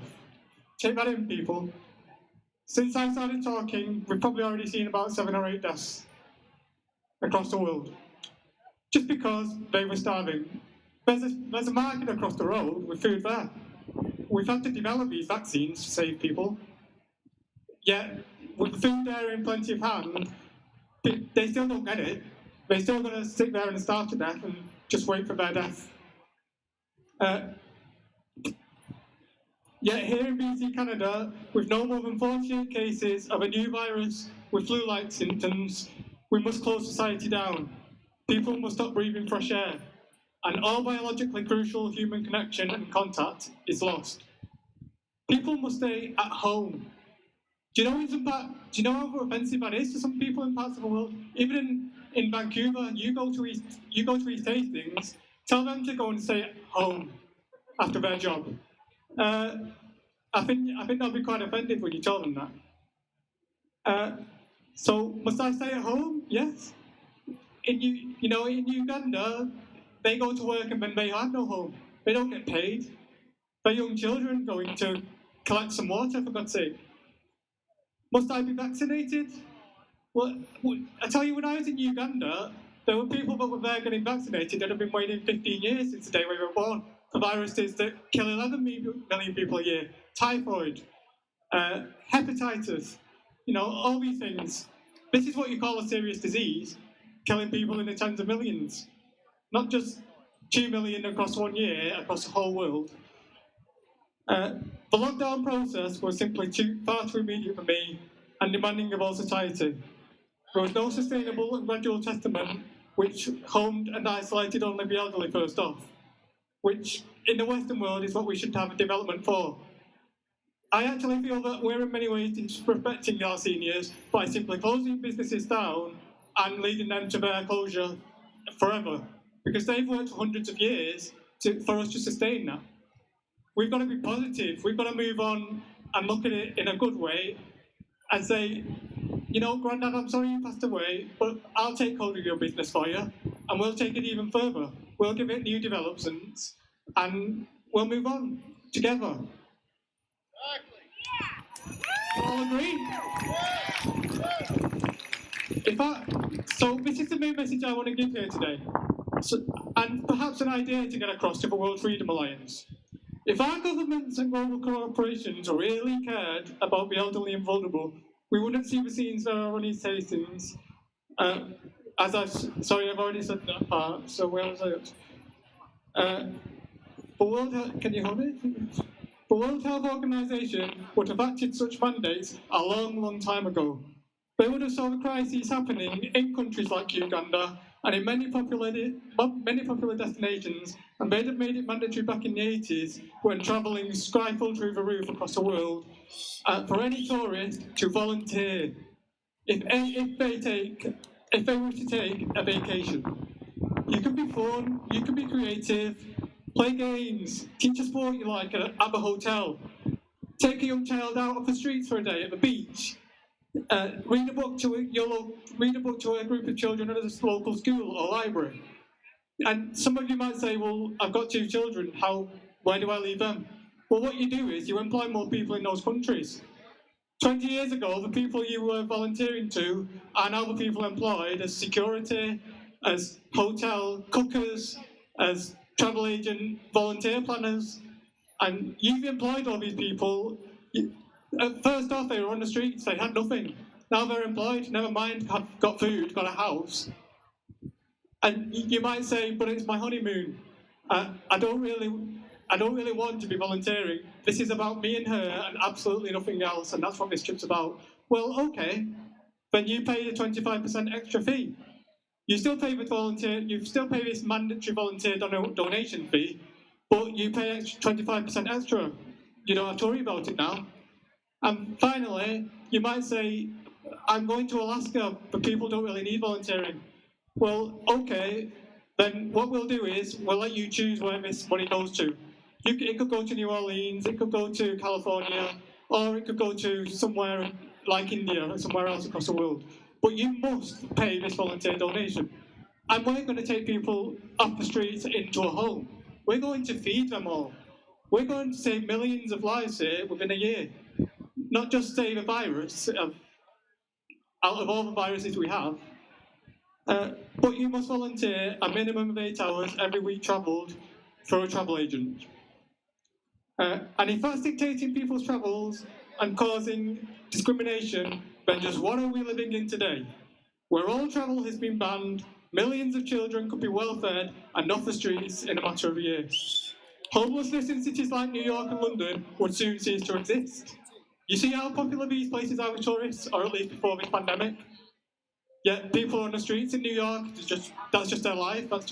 They've got these people coming in with millions, and they've just got to look up to it, and nothing changes. And now we see this. Funded via mandatory tourist volunteer donations when they take if they can afford it, travelling, yes, and good work. So I repeat, if this is causing travel dictatorship and discrimination, then just what do we have going on here? And so the closing off messages is, the vaccines already exist. We've got plenty of food that goes to waste. We've got plenty of homes that are empty. But we'll never see this happen because our elites simply don't profit from it. The entire world does. How sad is that? It devastates me, really. Just when you go home, do look at some of these countries like India, like Uganda, like Brazil, and COVID really is nothing. It's a first world crisis.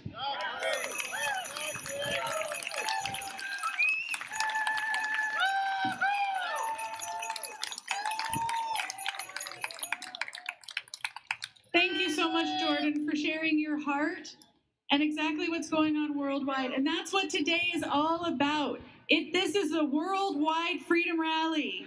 We have, I don't even remember who is exactly live streaming right now, but I know we have South America. I know we have California, Washington State.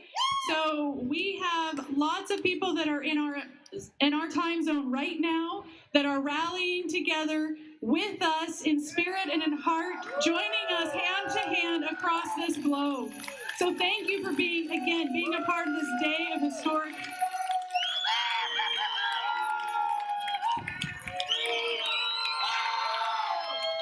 You know what? Let's just show. You guys want to cheer to the whole world here.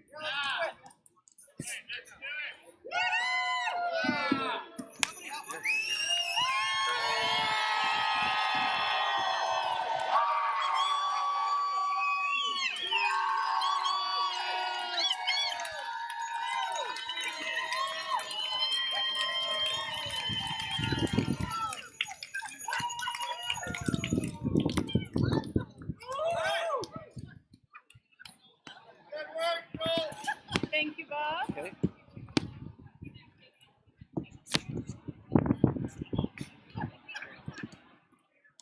Right, thank you guys. Thank you again so much for joining. So I've had lots of questions about how you can join locally with what is happening here. There is an email that we have set up for our group to answer questions. So wait a moment while you get out cell phones or anything to write this down. It's quite easy to remember, but it's freedom4victoria@protonmail.com.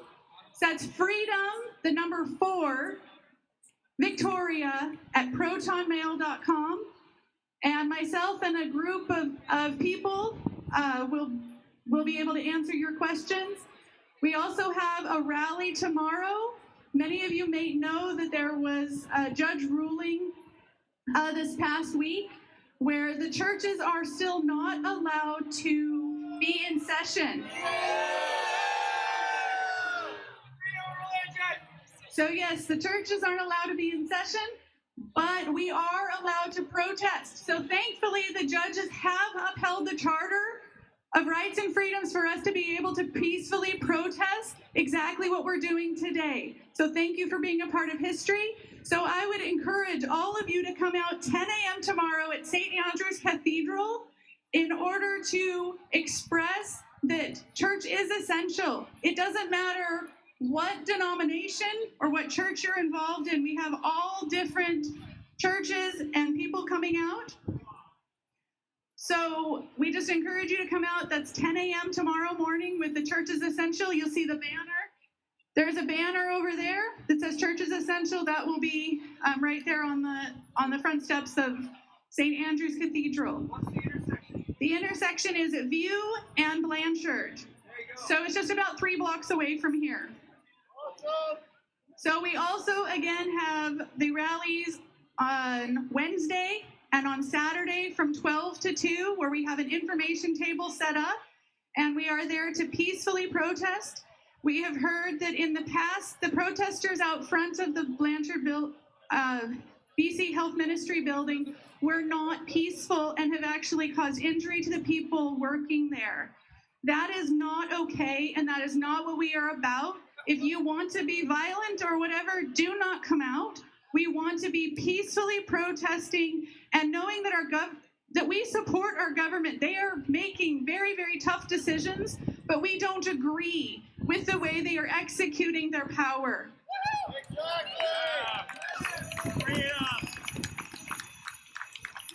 So now I would like to introduce you our next speaker. His name is Bob Martin. I had the privilege of talking with Bob on our way back from the Vancouver rally in February. We met on the ferry there, and he has a story of about 10 years ago. He actually was vaccine injured and became a quadriplegic. So he has his story about vaccine injury that he'd like to share with us right now. And then right after that, we're going to have live music, and then we'll be rallying for the march.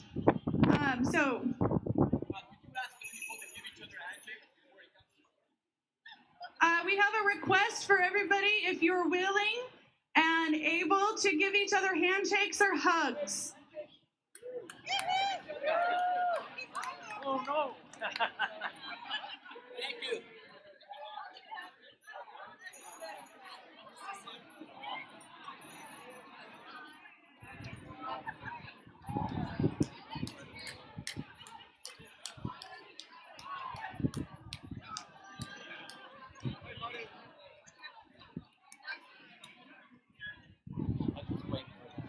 Keep hugging. The last one you'll have till tomorrow.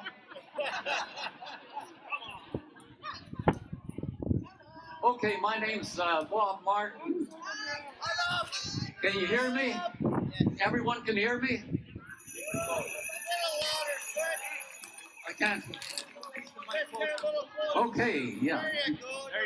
Good. So, 10 years ago, at the age of good old 72, I had a vaccine, but I had had 9 vaccines before. Can you believe that? Well, I believe my doctor, and he was a nice person. He was very helpful. I trusted him 99% because he helped me out on a few other things that worked out perfect. And then he passed away, and I got a new doctor to visit. And October 20th, boy, you really got to speak into this. How far down do you need to push it? Yeah. But we're not at our limit yet. We can take it. Anyway, so the new doctor gives me comes in and has the vaccine, and he says, "Nice to meet you. I'm such and such a person." He's asked me not to mention his name because he never came to visit me in the hospital. So he really cares. That's the doctor. He really cared about me. Anyway, the vaccine is given to me. I go out, and leading up to that, I'd heard a lot about the H1N1 out of Mexico, and I thought, I've been taking 8 or 9 other vaccines, no problems with it ever. I've never been sick too many days of my life other than with colds that most people got, and why we don't really know yet. But and I'd have some bad colds, but my immune system handled everything.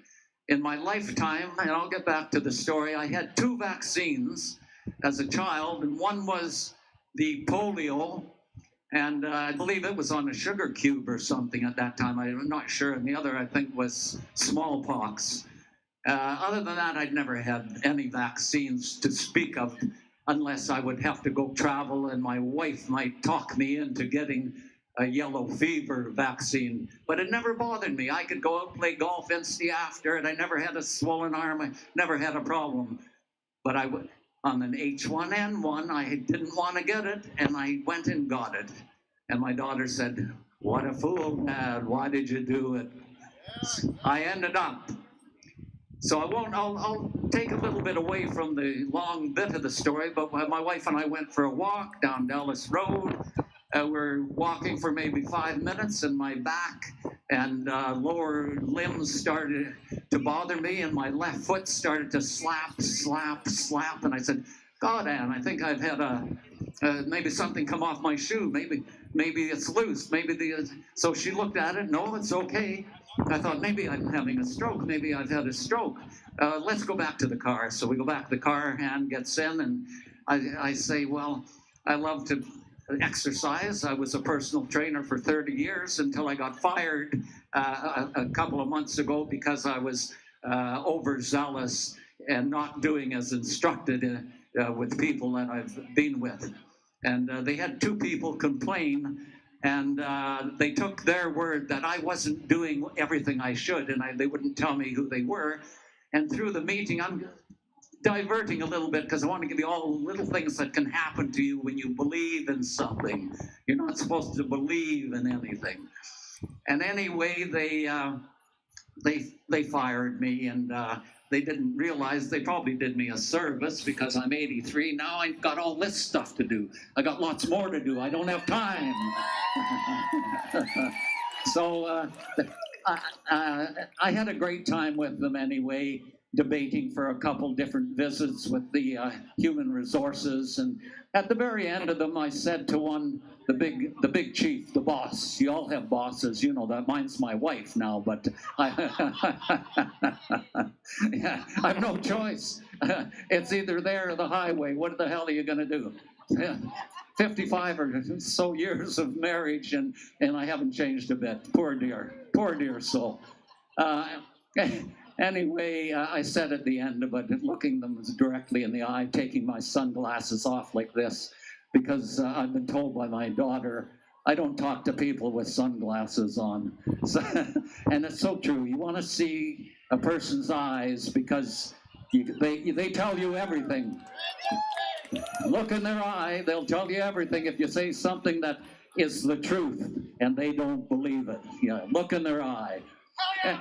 Anyway, I said to them, sometimes a person's conscience, fear overrides a person's conscience, and that was the end of our talking there. Meanwhile, back to the home thing, and I say, well, we go home. I lay on the rug, try to, being a personal trainer, I know pretty well everything about the body and the muscles and the ligaments and tendons, and I hadn't done anything and I rarely do, that would injure me. So I tried to stretch out, couldn't, said I'm going for a hot bath, went for a hot bath, and as soon as I get out of the bath, I could hardly walk, and my feet are, as they are today, they're like a dog's pad. My proprioception, I could fall over backwards or forward, but I had taught myself, like the Blade Runner. I want you to get these little tidbits here because it was so good. The Blade Runner helped me, even though he got in bad trouble. And so I couldn't go on a treadmill, and I got on the treadmill, and I started running like the Blade Runner. And eventually I could kick my foot forward. I could do spins like that on the treadmill, and I still can. Just to let you know, the old saying in the hospital, you never give up. So through the night, I said to my wife, if I'm not talking or getting up in the morning or something, you better get help. So I woke up early and phoned, and I got a nurse in Vancouver. She said to get the ambulance there right away. Got the ambulance. They came, took us to the hospital, put me in the emergency, and they did a spinal tap.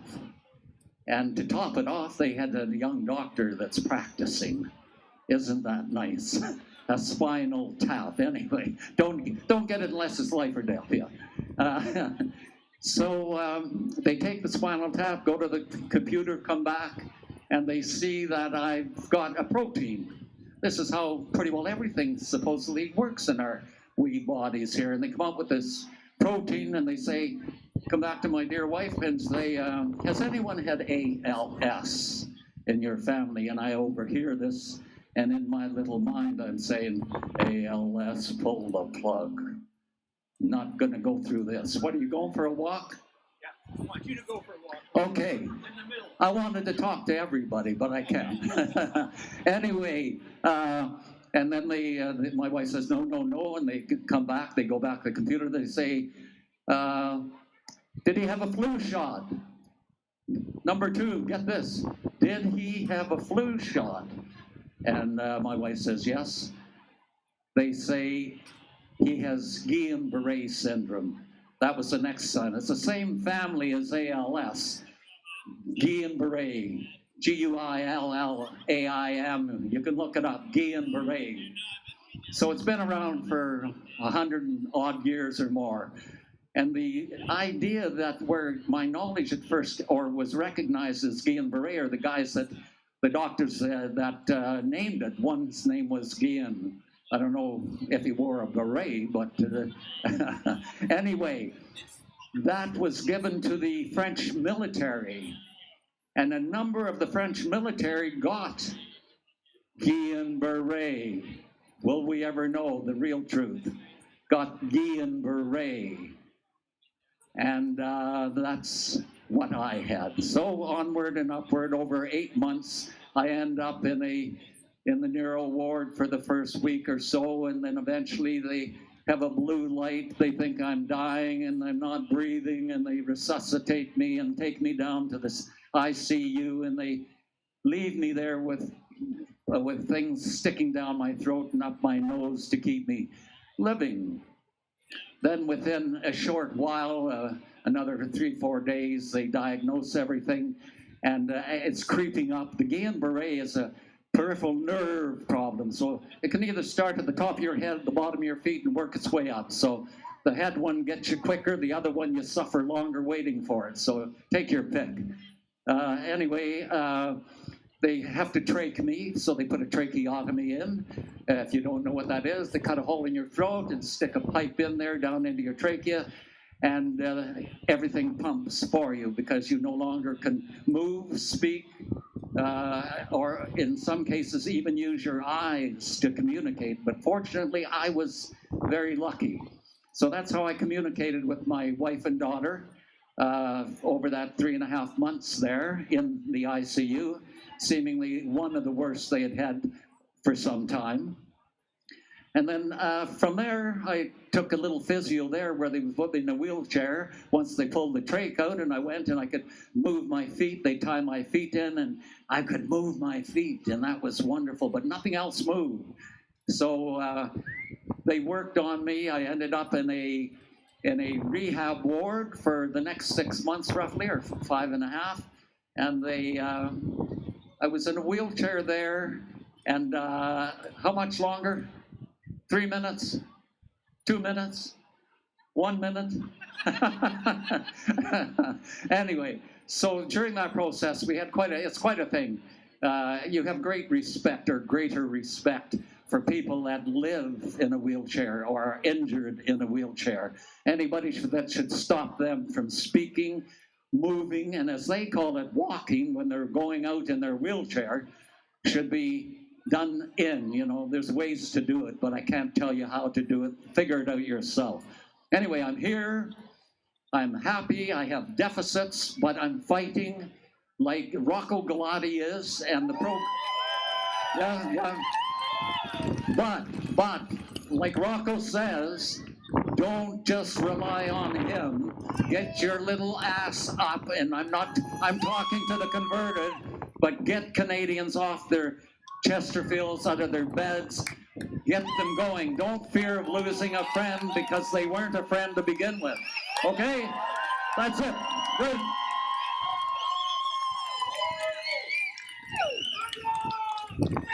Freedom! Thank you all so much. So, with the weather turning a little bit, what we're going to do is we have about 15 minutes before we're going to move the march up to about 2:30, which is about 15 minutes. We're going to have Jeremy and Brian play some music for us to get us all pumped up and revved up. So get on your feet and start cheering. And then we will be leaving for the march at 2:30. So thank you all. Freedom is essential.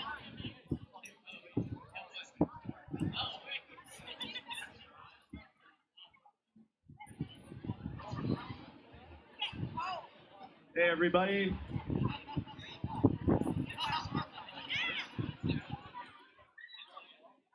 Is everybody excited for the march? Because we're not afraid. We know that our voice needs to be heard, especially after a year. Right?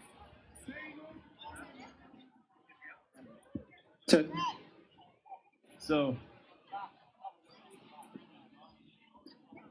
we have some songs ready. Brian and Laura. And my name is Jerry. Hi, everybody. Thank you all for coming today. And we just want to get you amped up here. Woo! Are you guys going to start out? I'm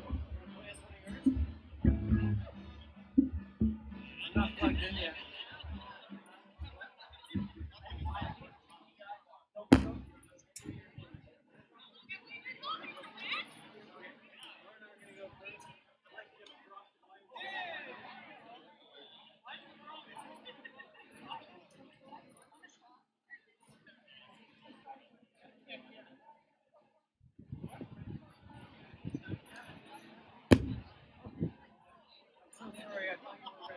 It's okay.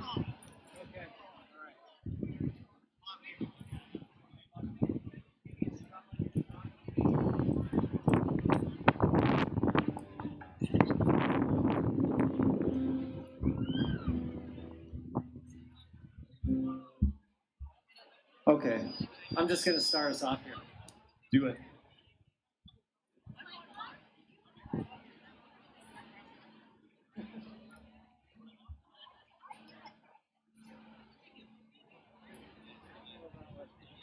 Raise it from the bottom so that it's not so it can slide down. Okay, so we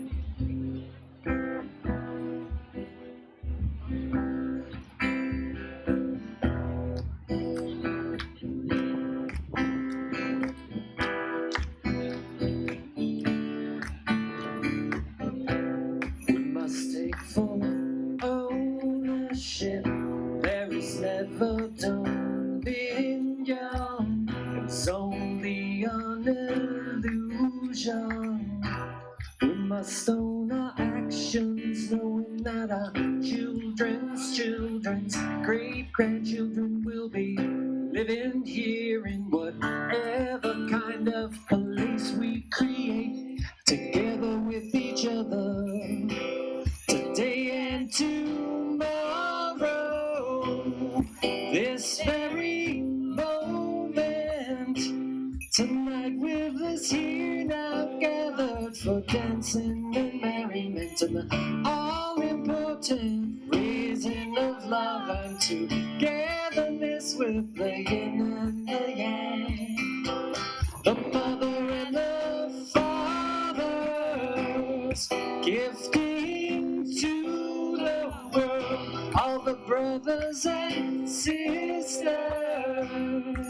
We're singing all now together, now, all now together, now, all now together now.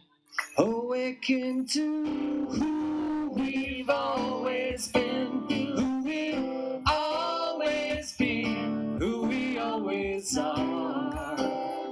And now that we see it, we'll be singing all now together, now, all now together, all now together, now, all now together. We must take full ownership. There is never dominion. It's only an illusion. We must own our actions, knowing that our children's great-grandchildren will be living here in whatever kind of a place we create, together with each other, today and tomorrow. This very moment, tonight with us here now gathered for dancing and merriment, the all-important raising of love and togetherness with the yin and the yang, the mother and the father, gifting to the world all the brothers and sisters. We're singing all now together, now, all now together, now, all now together, now. We're singing all now together now. Thank you. You ready?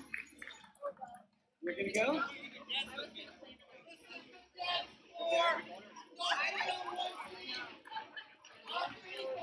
We want freedom?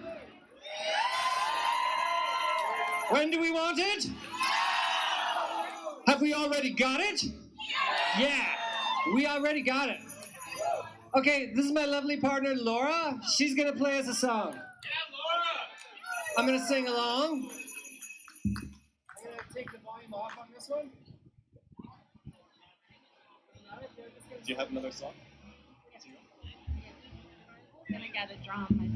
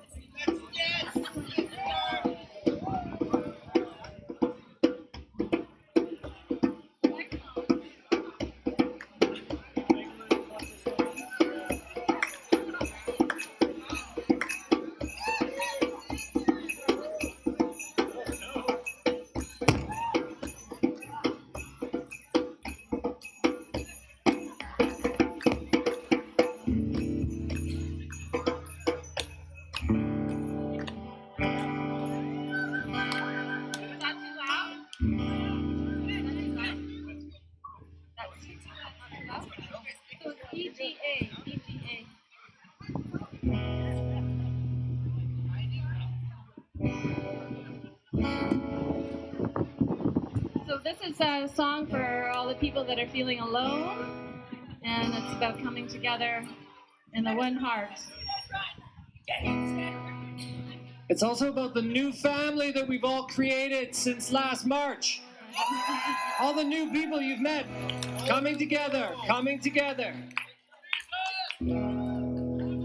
I have my companions of destiny with me, even though I cannot see them. I have my companions of destiny with me, even though I cannot see them. And we are finding each other. We are finding each other, each other, each other. Blessings of love upon the bread, blessings of love upon the earth, blessings of love upon the earth, blessings of love on my companions of destiny with me, evolutionary family.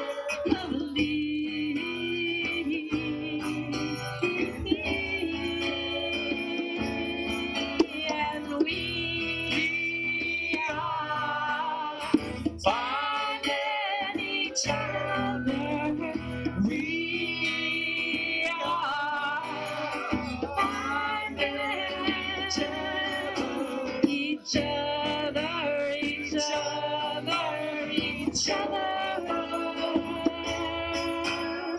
Blessings of love upon the bread, blessings of love upon the earth, blessings of love upon the earth, blessings of love on my companions of destiny with me, evolutionary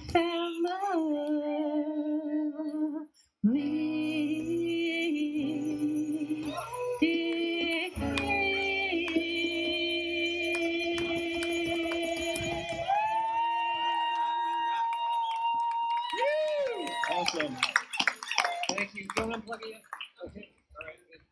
Thanks for the Okay. dance. Yeah, he's got to turn the volume down, not you. Okay. So you want me to draw? Okay. Ladies and gentlemen, Jeremy McKenzie.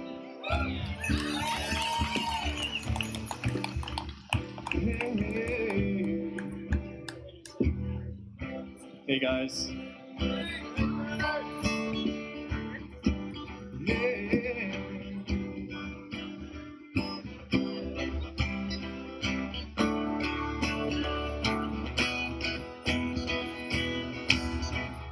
No, you're not gonna find us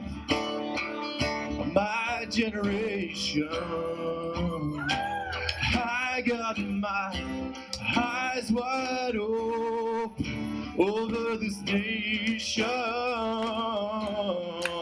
No, you're not gonna mask us, hide our faces.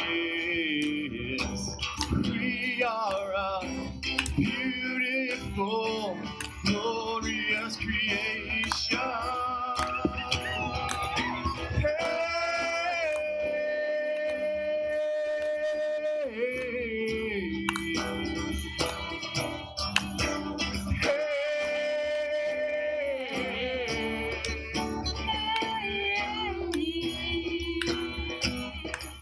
No, you're not gonna bind us, my generation.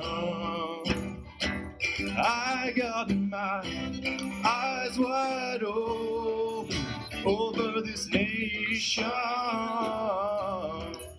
No, you're not gonna mask us, hide our faces.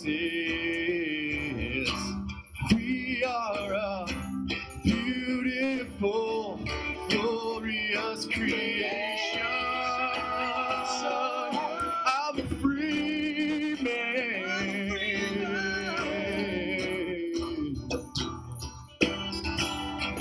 She's a free woman.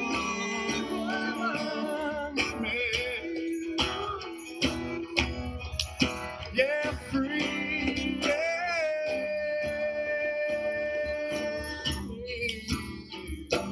Freedom is essential.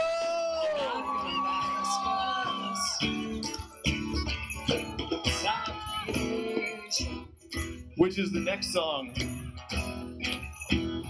We're just gonna. Nice. No more lockdown is what this song's about.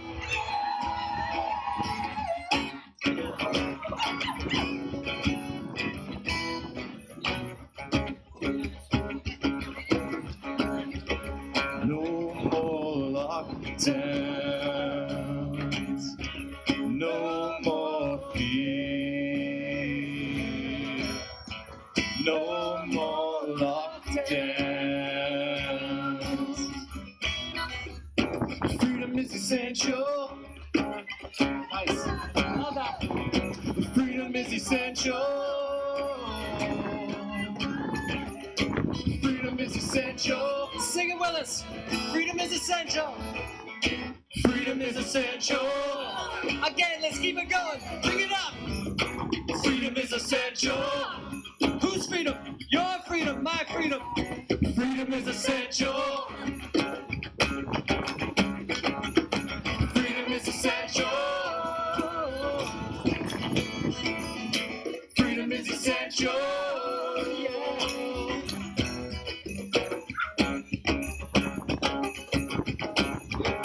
No more lockdown.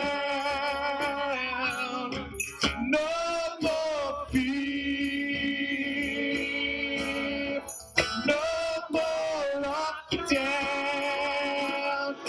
Get the cases out of here. Freedom is essential. Freedom is essential. Freedom is essential. Freedom is essential. See that flag up there? All right, you guys ready? We want action. We want action. Action for Canada. Action for Canada. We want action. We want action. Action for Canada. Action for Canada. Freedom is essential. Freedom is essential. Freedom is essential. Freedom is essential. All right, I think we're ready for this march. Who's got the... What are the instructions, Joel? We got time for... Okay, let's go for one more song. Okay, we're gonna roll through another song while we're just waiting for the march instructions to get ready here. Okay. Okay. Is there...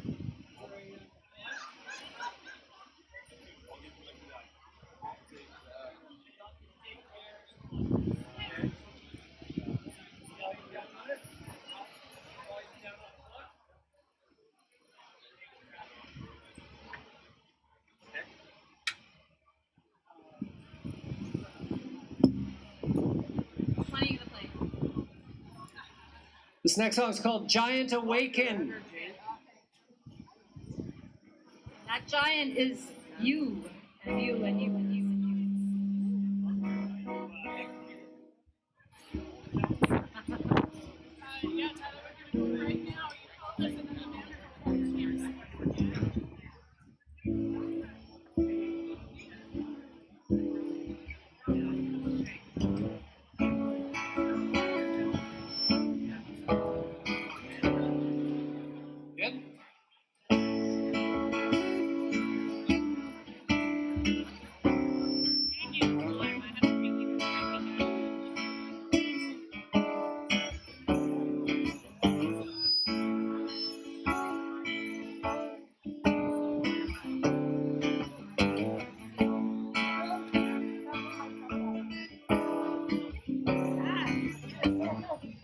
The ups and downs, the circle round. The pointed shape is of a crown. A breath of air beneath the sea. It's rising slowly. All can see. The pressure holds a breathy bubble, expands at last and with a wobble, becomes aware of its own trouble. But ever rising, seems to double.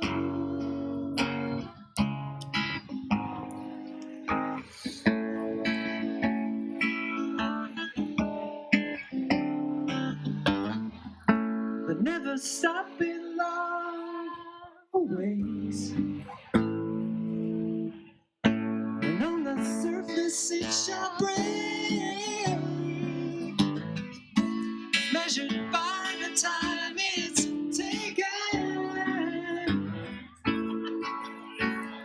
The giant surely will awaken.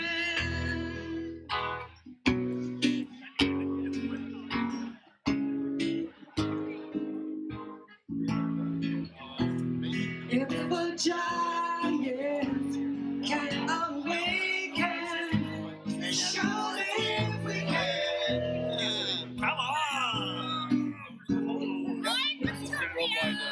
Right on. Yeah, peace. If a giant can awaken, surely we can.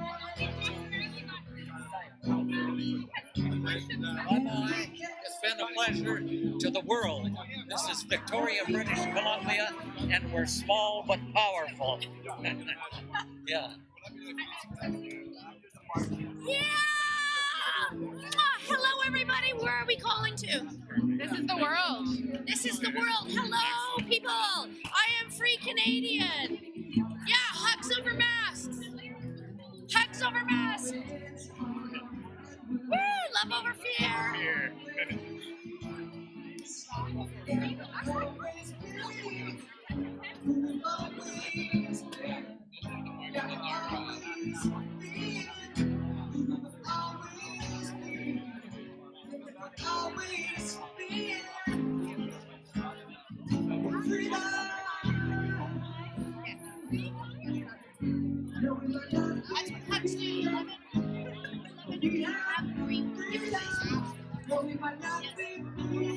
There you go. Get my shirt, Joel.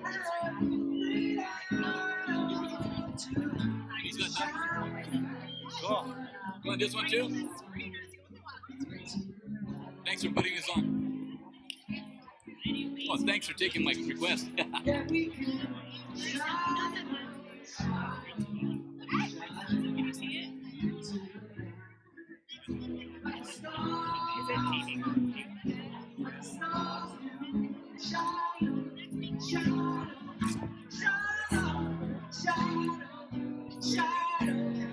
Into the dark.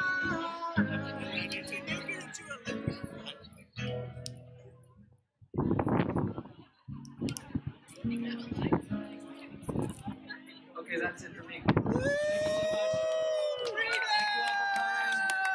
so much. Thank you all for coming. It's gonna be a great march. Tyler's gonna come up and do some introductions.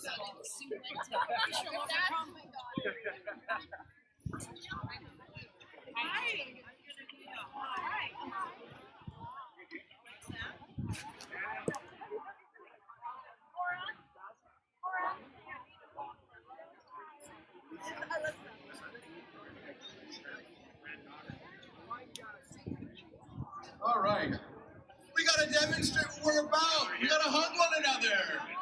We gotta dance. We gotta do stuff, right? How many are ready for this march? All right. What we're gonna be doing. I want to give you some ideas of what we've been working on. We have police with us this time. Give them a hand. They're working with us. They're at the front there. We're going to be exiting the square over there. We have 2 motorcycles that are going to be leading in front. And let me see what I can do for the ground rules. So what we need to do is we need to be vocal. We need to have energy. We need to make sure people know what this is about. Right? We're going to have Maria at the front with her horn. And she's going to be leading us in some chants and some different things, which is great. Why am I yelling so much? This is a mic. I could use the mic. Anyways. I was all excited. I'm like, let's get this going. All right. So, the route we're going to take is we're going to go out the square. We're going to turn to the right. I will be leading, and I will be asking for a few volunteers in just a minute, so start thinking. We want people to be able to hold these big banners in front and during the march. Okay, so I'll come back to that in a second. We'll be looking for some volunteers. As we go down the road, we need to make sure that we're keeping ourselves and the people safe. Because what happens is that as soon as we go out of our lines, the people then say, see, they're not being safe. They don't really care. They're just trying to push their agenda. That's not what we're about. We're trying to make a point, but we need to do so in a safe way. So, we're going to be staying on the street, on the curbside lane. We have that lane to work with. We'll walk through it. We're going to be going down on Douglas to 4th Street. You don't need to remember this because we're going to have everybody marked out. But we're going to go down to 4th Street. We're going to turn left. We're going to go out to Blanchard, turn left again, come up to Yates, turn left again, go down Yates that way, come out on Government, come back up to Government and back up to here, where we're going to have just a few announcements, and then we're going to have our call to action. What is it that we need to do to see some change? We've had great education, haven't we? We've had some wonderful speakers who have been saying, hey, what about the trauma? Hey, what about the elderly? Hey, what about these stories? These stories are what we're made of as human beings. This is what it's about. So now we got to go on this march and show people what this is about. This is about their and our freedom. Right? That's what this is about. So, be safe. We're just going to be safe. Don't do anything ridiculous. But be vocal. We want people to know we're here. Right? All right. Now, in about 5 minutes, I'll be heading out. I'll be leading. I need some volunteers. Honey, you want to hold up the... We need 2 people to come and hold this banner. All right, we got 1. 2.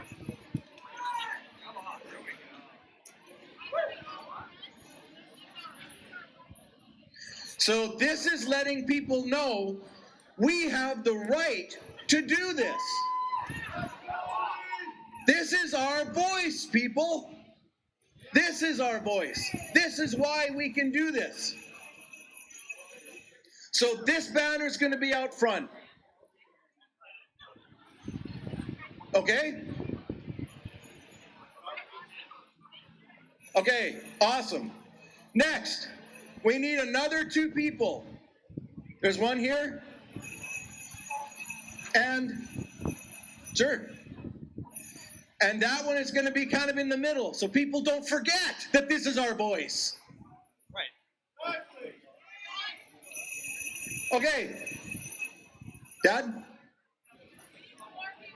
We need 4 people for the biggest banner. No new normal. End the lockdown. We need 4 people.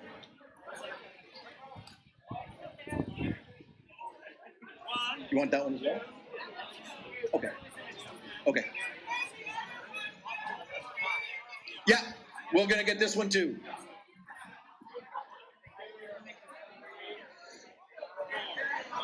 Okay, it's a little tricky because it's windy.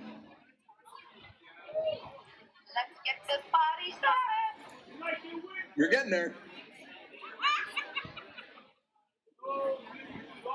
Yeah, yes, yeah. No new normal and end the lockdown. No new normal. All right. We need 2 more people. We got 2 here.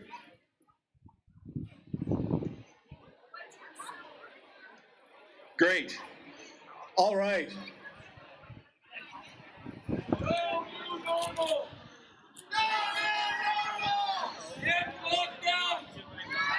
All right.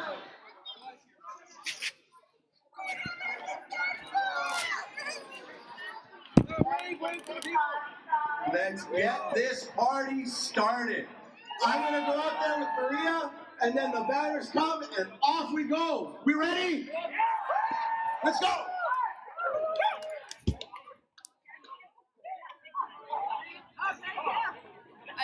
Are we walking together? I am watching it. Nice.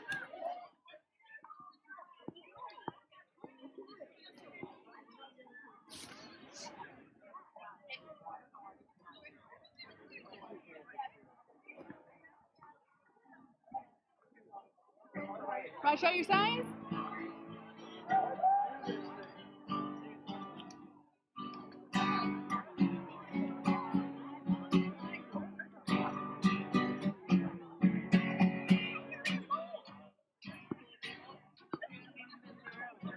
don't know who you're with. Yeah, bye. You gotta get pictures of everybody.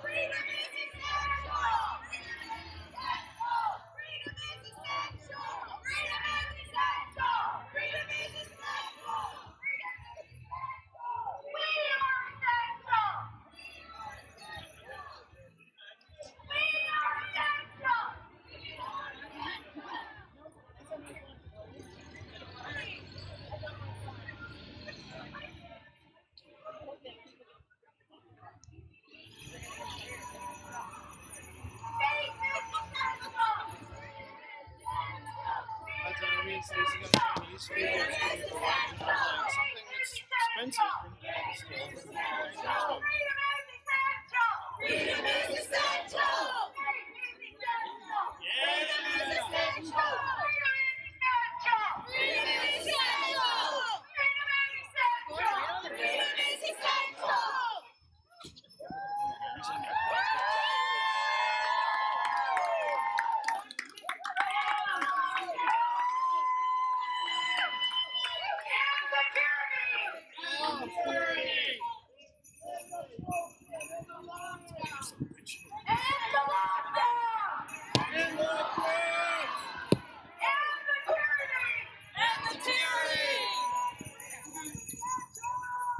Freedom is essential!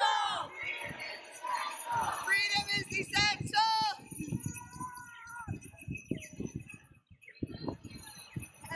My rights, my body! My rights, my body! My rights, my body! My rights, my body! My rights, my body! My rights, my body! My rights, my body! Freedom is essential! Freedom is essential!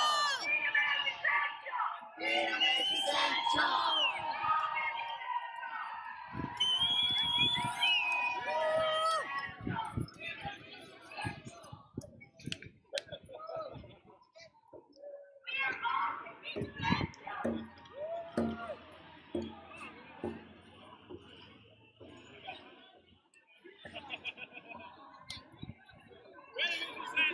Liberty for Canada. Good luck now.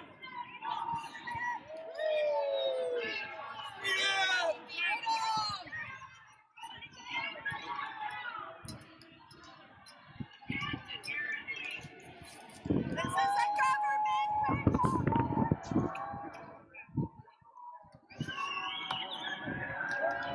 Oh, I'm so sorry.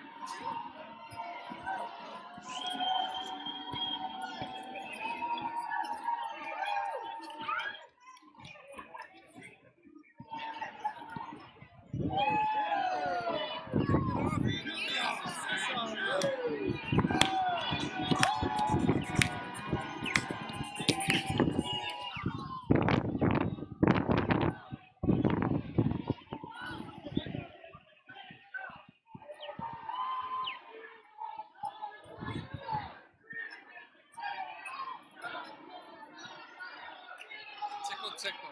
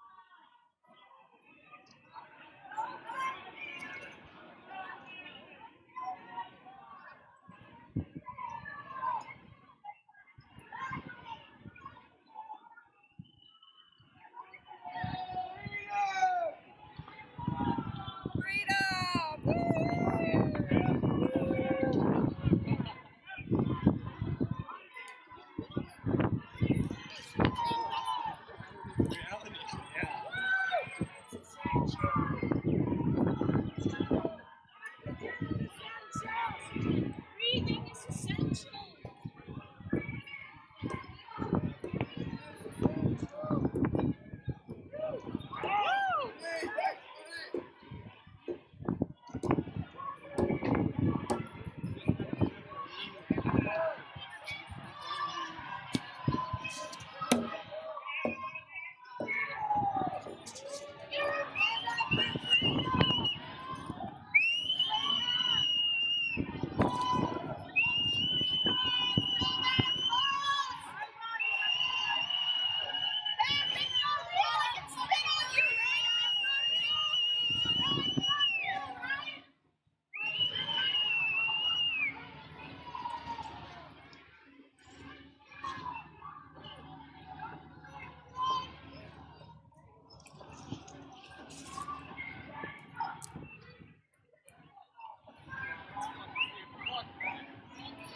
Fuck you.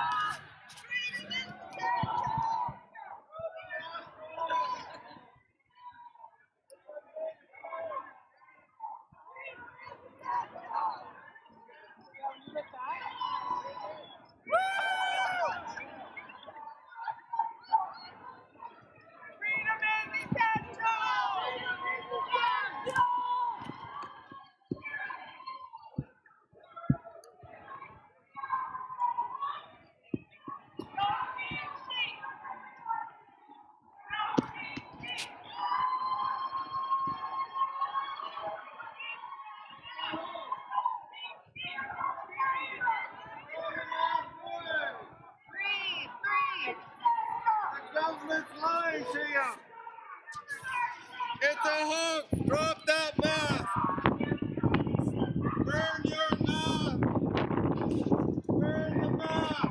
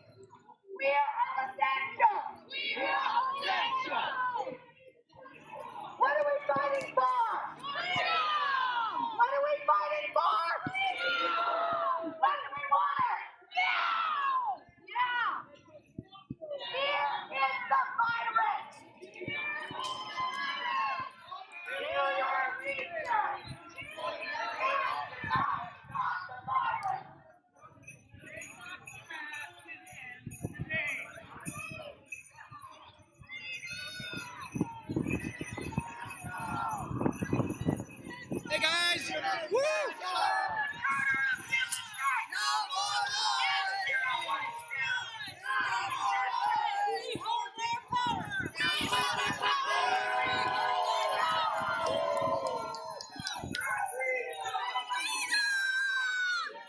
Keep our land glorious and free!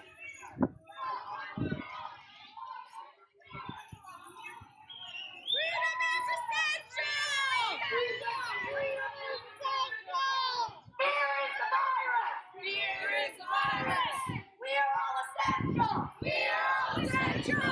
Fear is the virus! Fear is the virus! Mask off, children!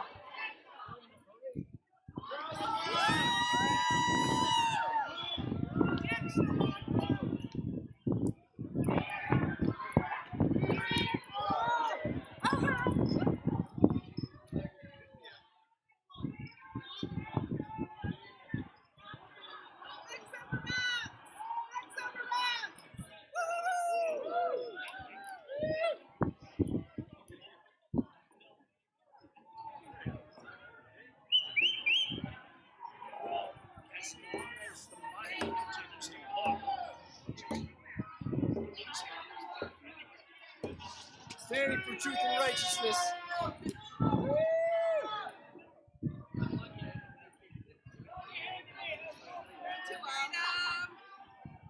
Tony Henry has no friends.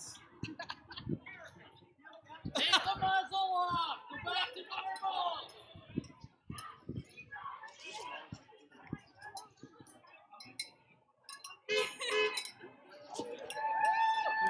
This is a live stream to the world. Say hi. Okay, hi.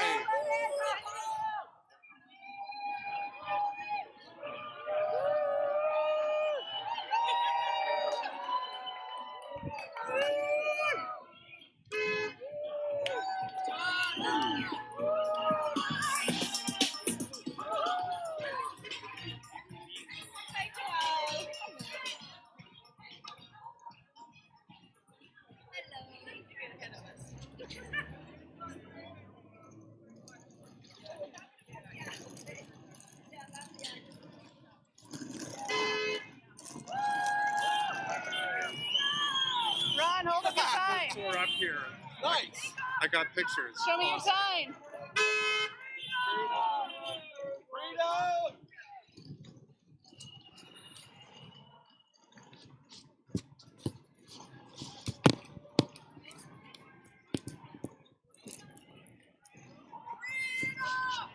It's got to be about 500 people. What do you want to say to the world? March, Marshall. Purpose of this march is to let the public know that there are alternatives, that there are things that we don't need the government to control, because this isn't about control anymore. This is about exercising our civil liberties and making sure that we have the freedom to be able to express it. Otherwise, what's the point?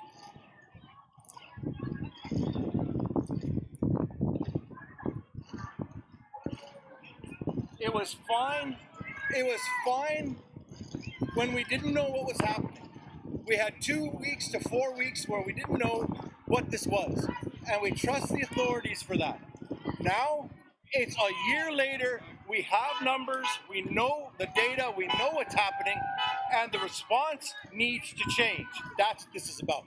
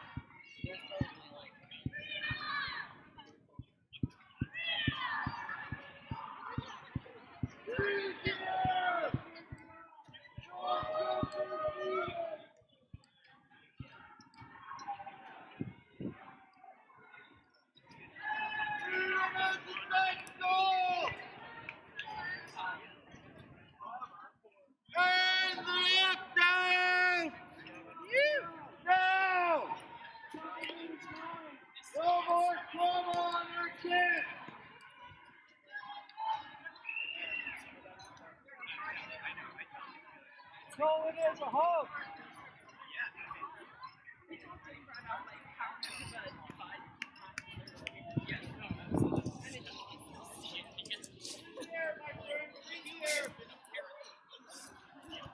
COVID is a lie.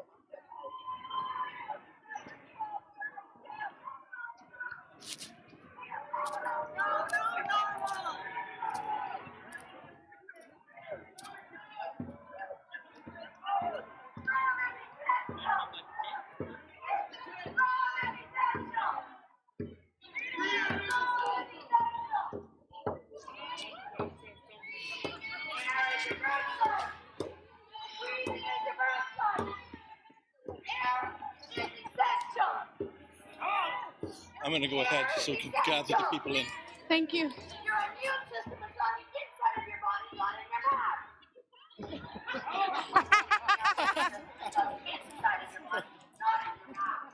Your immune system's on the inside of your body, not in the mask.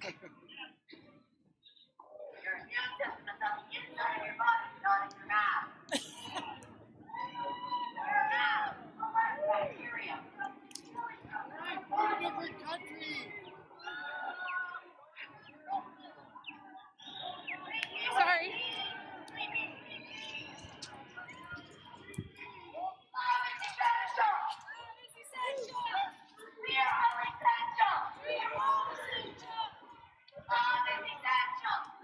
Essential. Freedom is essential.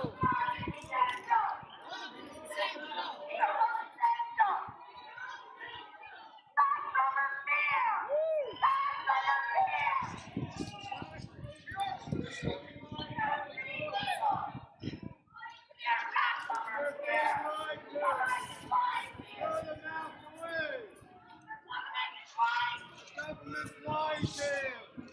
It's a big hoax. One big fat hoax. Throw the mask away. Come on. Wake up. Wake up, folks. Throw the mask away. Step on that mask. Burn it.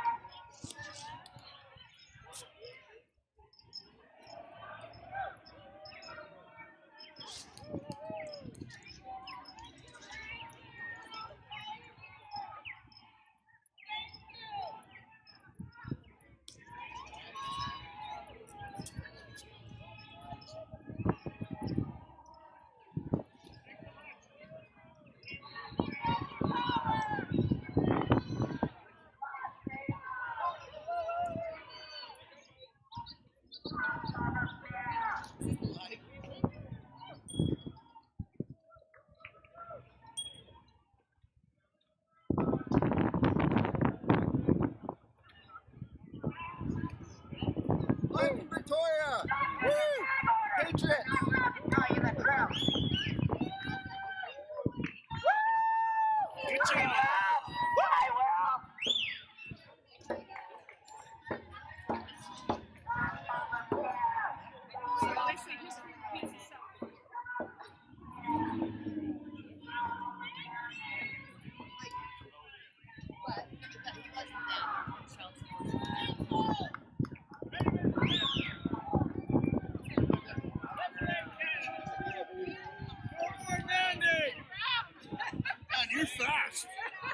seen you 6 times, though.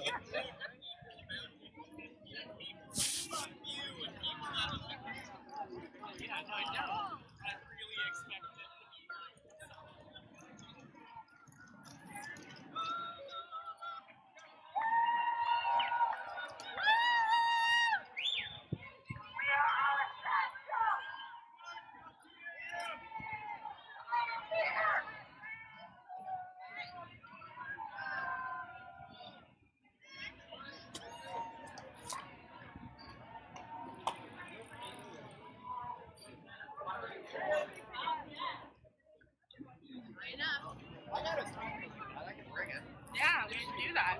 And have all like upbeat freedom songs. Yeah. I'm from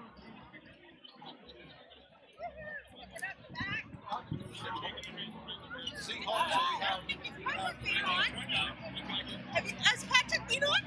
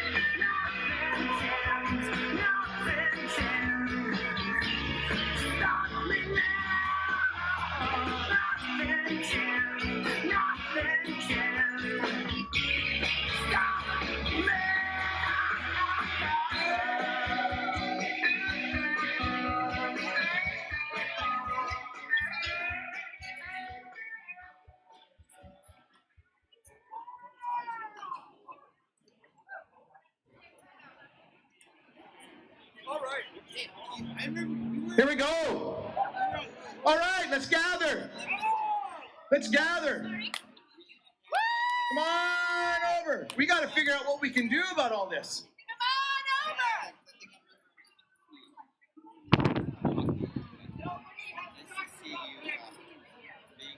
A little bit. Yeah, we know that. Yeah, we've had a little talk, but yes. All right. Thank you, everyone. Thank you. Regardless of anybody's opinion, we make people think. There was a lot more people engaged in this march, wasn't there? There was a couple of cars going by. There was like, Good. We're here to make people uncomfortable. We're here to get them thinking about what it is they're talking about, even if they say and talk about all these things and they believe the narrative that's being talked about, even if they believe it. The fact that there's somebody with a different opinion that's willing to talk and show that there might be another side to this gets them thinking. I know people that have been absolutely, completely entrenched in the narrative, what the media's been saying and what everybody's been saying, and then they've been going on, you're just an idiot, you can't believe anything, what are you doing? And slowly, they come to see that there is a different thing happening than what they believe. So how do we effect change? What is it that we can do? We are doing some of it. We stand up for freedom. How do we do that? We show it. How do we show it? What? What was that, Jess? No glory holes. I'm glad for nobody. If there are people who don't know what that is, I'm very happy to talk to you. So, what can we do? I want to lead us on a little thought process. Who is it that's making these decisions in BC? The government, being represented by Bonnie Henry. Okay, we have been rallying outside of her office. We know she knows we're there because she's said that our presence is not acceptable. Right? So she knows we're there. The people in the building know we're there. But the problem is they don't make the policy. Who gives the policy? Well, that's at the global level. But at the government level in BC, who makes the decisions? The Premier and his caucus. And you can split that up as you want. There are kids present. Right? So, what is it that they fear? Okay, but there's a difference. What is our power? Our power is in our voice to them. And what are they afraid of? Losing their election. That's the only thing that they're afraid of. That's really it, because they know that as long as they have power, they can do whatever they want. Right? The opposition would be great if they didn't have a majority government. Well, controlled operation, yeah, absolutely. What we need to do is get this message out, and yes, to the people. Everywhere I go, I try to wear something that gets people talking. Whether I have a sign, some people have signs in their windows, in their houses, or in their businesses. Some people will talk to people. Some people will just, again, I wear something wherever I go. And I don't wear a mask, and I talk to people. And I do so in a way that isn't defensive. Because as soon as I get defensive, they get defensive, and then they're not going to want to talk to me anymore. They're just going to write me off. I don't want to be written off. I have a message. You have a message. You know exactly what's happening and what needs to occur. What needs to occur is the lockdown ends. Right? So, get this message out. Talk to people. Do so in an informed way. But next, and I think this is most important, who makes the decisions? Our politicians. Get on the phone. Email. They do everything you can to get into the face of your MLAs. They are supposed to listen to you. I'll tell you what's happening at the government level. We presented the third reading of an information package on the research and all the evidence about COVID. We presented that to, and we have documentation that it was presented to them. Now, did they actually do any work that they're supposed to do and listen to the people? We don't know. We're going to find out. But if we find out that they haven't done what they're supposed to do and read the information and talked about it in the Legislative Assembly, guess what? They're liable. They will not have represented, and having been given the third reading, the third submission, they have to respond. If they don't, they can be sued by us. So get on the phone, email, write a letter, do something, get a hold of your MLA. Because it's when we give that voice that they say, holy crap, you mean there's actually more than just one person? Right? Every letter, every email, every phone call that they get, an in-person interview, whatever, they weigh it heavily. Your one letter is equal to they have a ratio, 5 to 10,000 people. That's what your voice is. Your one voice is 5 to 10,000 strong. So get on the phone. Do whatever you need to do. That's what we can do. That's what we can do. That's what they're going to listen to. Why they're going to listen to it? Because they're afraid. They're afraid of losing their seats. That's what's going to motivate them. I hate to say it, but that's the truth. So our call to action is to not let this movement die. And talk to our MLAs so that they know this is not acceptable. Right? That's what we need to do. We have to do that. That's our democratic voice. And that's what they listen to. We matter.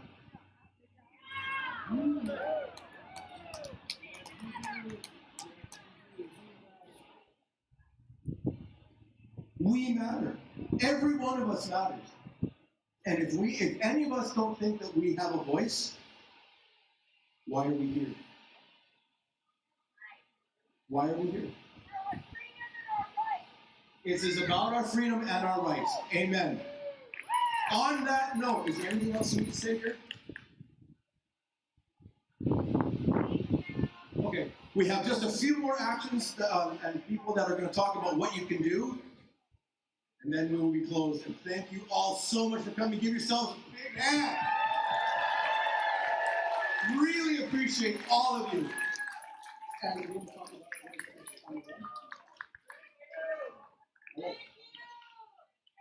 All right, so you all guys can see why I married him, right? Thank you, honey. So, thank you all again for coming out. I want to give you a couple things. One, you can all see the live stream that you have been a part of, plus all the other countries that have been part of the worldwide demonstration today. So, this is what the website is, worldwidedemonstrations.com. So, worldwidedemonstrations.com/livestream. So you'll be able to see this. You scroll down towards the bottom, and you'll see all the other countries that have been participating today. So thank you for coming and making this a huge success. We want to let you know about the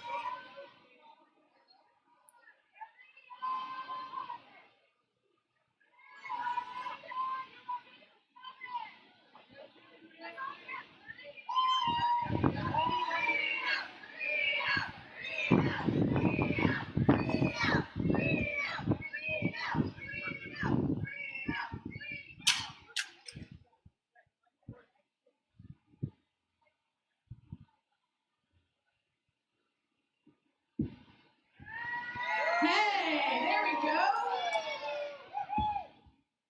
All right. Hello? Okay. Hello? Okay. Marco? So freedom! I would like to call up Maria to talk about Hugs Over Masks and also a new movement that is happening, I Am Free Canadian, as well. So these are ways that you can physically get involved with the movement in Canada and in BC. Okay.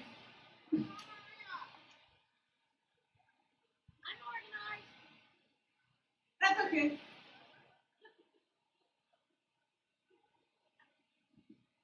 Thank you. Hi guys! How's everybody doing? Are we all fighting for our freedom? Yeah! Okay, so all you guys know that I represent Hugs Over Masks.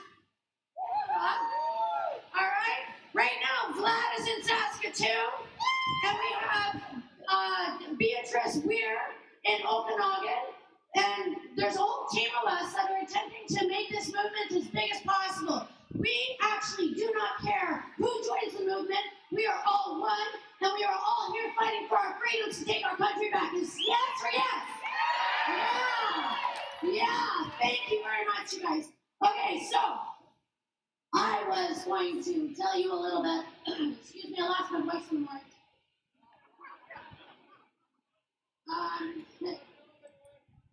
Now I gotta get in my phone. Okay, so Hugs Over Mass. We are a community of concerned, independent, nonpartisan individuals, families, business owners that form from the need to work together in pursuit of restoring our civil liberties, democracy, and the way of life during these unprecedented times. We have a movement, we call it the Festival of Life. So when you see a Hugs Only movement, we call it a Festival of Life because this represents our life. Hugs is love, Mass is tyranny, correct? Yes or yes? Yeah, okay, cool. Yeah. We've also just started, it was going before, but we've also started a movement called Hugs Nation that is directed at the youth. We're attempting to bring the youth on board as much as possible because the government is actually targeting our youth. Do we want that? No! No, we want our youth to be free and clear. No tyranny whatsoever in their life. We grew up in a free society. We want them to have freedom in their life for their future children, etc., right? Yeah. Yeah. So they're the grassroots of our society. So yeah, so that's just oh my god, I'm losing my voice. I'm sorry, guys. And then Vlad also started another movement called We Are All Essential. This movement is more focused on hang on one sec here. Sorry guys, I'm not as organized as I would like to be. You're welcome. We'll see you. Oh, thank you. Welcome. It's directed by the directing manager, Samantha Flatman. She has started the We Are All Essential under Hugs Over Mass. It is focused on businesses, full-on businesses, to stay open through these lockdowns. She gave me a few facts here. Let me just bring them up. Because she's in Vancouver speaking today. Hang on one sec here. Oh my god, beautiful photos. You guys have the best costumes, by the way. Oh my god. We need everyone wearing costumes like that. Those are fantastic.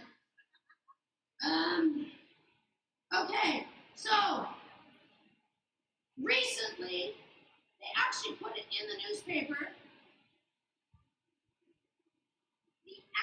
The average small business loss, debt load, due to the government lockdowns and restrictions is $170,000. The average debt load. What is that? Right?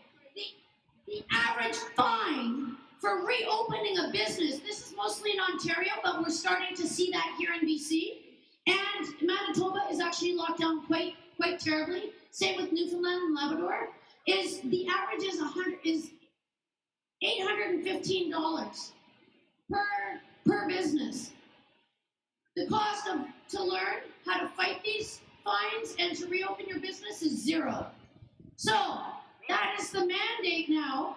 We Are All Essential is now stepping up. We're developing a legal team. We do have lawyers within the organization. We're encroaching on 600 businesses that are willing to volunteer, support, and help other businesses to stay open in this lockdown or in this unprecedented times, which is going to lead me to the new movement that we have going on now. Yeah, thank you. Thank you. Thanks, guys. Don't you wish? A hooch! I love it. I don't know if any water's going to fix my point.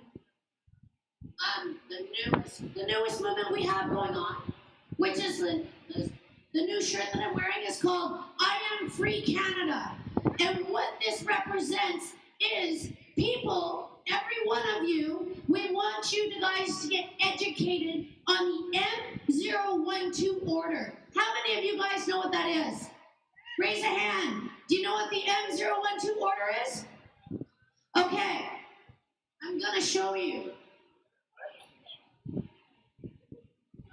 So what happened was like, I'm sure some of you heard about when the orders did come out, people were hearing rumors of that.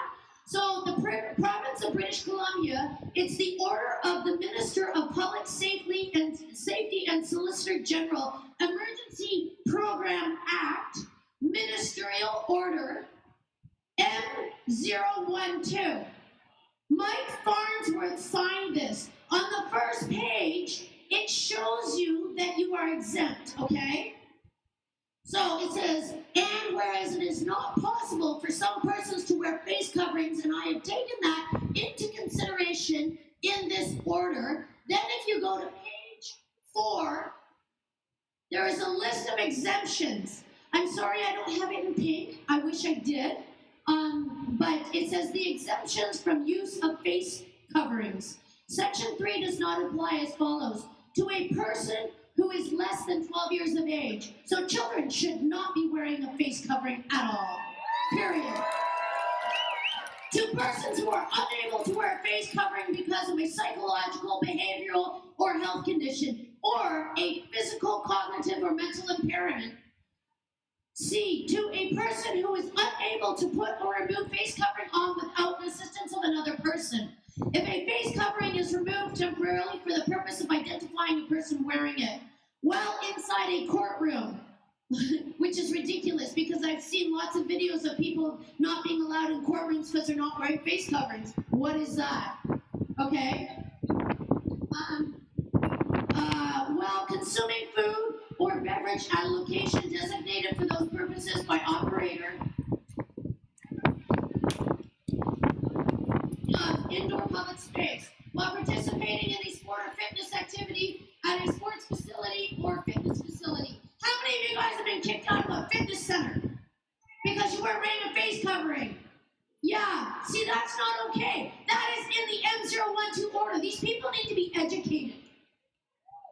While receiving personal service or a service at a health professional's office, if removing the face covering is necessary in order to receive the service, while inside a vehicle on a ferry, while communicating with a person who has a hearing impairment.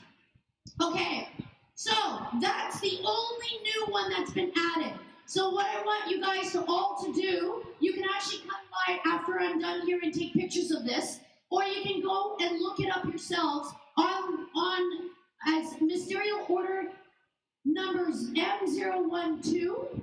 And along with this, there was so many complaints to, sorry about the papers, guys. There was so many complaints to the Human Rights Tribunal Commissioner's Office that they actually came out with this. This sums up the M012 order. Okay, so this is what I want to educate you guys on today, is I want everybody to print off one of these and one of the ministerial orders and take a business and go in and speak to a manager or the owner would be better. And we're going to educate them, okay? So we're going to be kind and loving, and they don't have grounds to kick you out of a business unless you're belligerent, okay? So everybody has to find the love in your heart, which is our movement. Our movement is all about love and unity and freedom. So we use those tools when we go into a business and we educate them.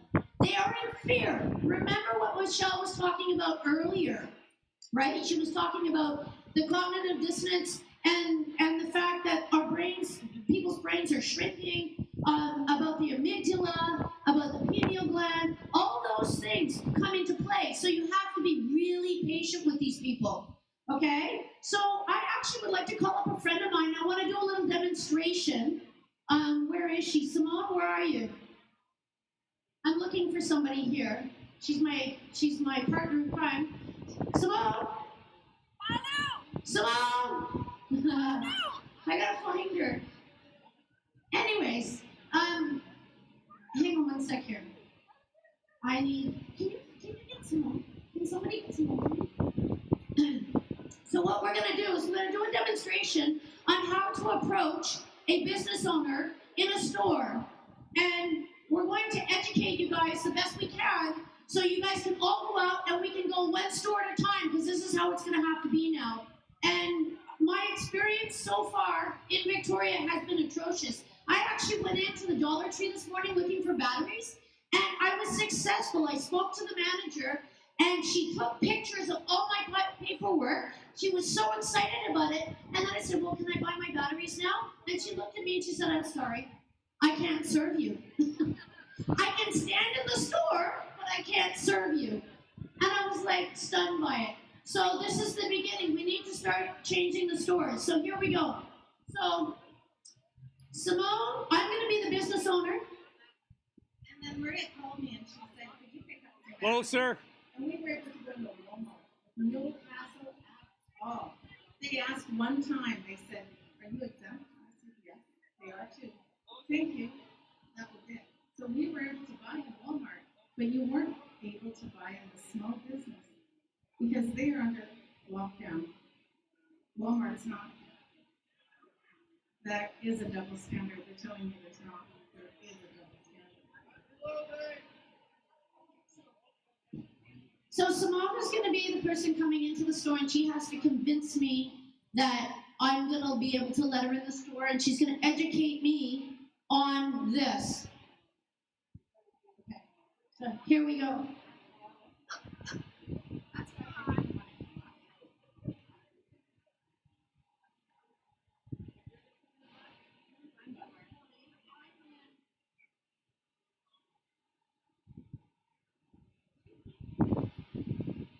Excuse me, you're in the store without a mask. I need you to put a mask on. I'm exempt. Thank you very much. I'm sorry, but I can't. I have to ask you to put a mask on. Why is that? Because that's our store policy. Oh, we have a store policy like this. Okay. Have you heard of the order M012? It's a government order put up by Mark Farnsworth. No, actually, I haven't. Usually at this point, they say they don't want to hear about it either, don't they? You hold it out to them, and they won't even touch it because it's now infected with you. But they work in the public, and they touch everything all day long, but they can't contract with you. Why is that? Why can't they contract with you? Fear. We got a lot of fear out there, not here. Anger. They're scared.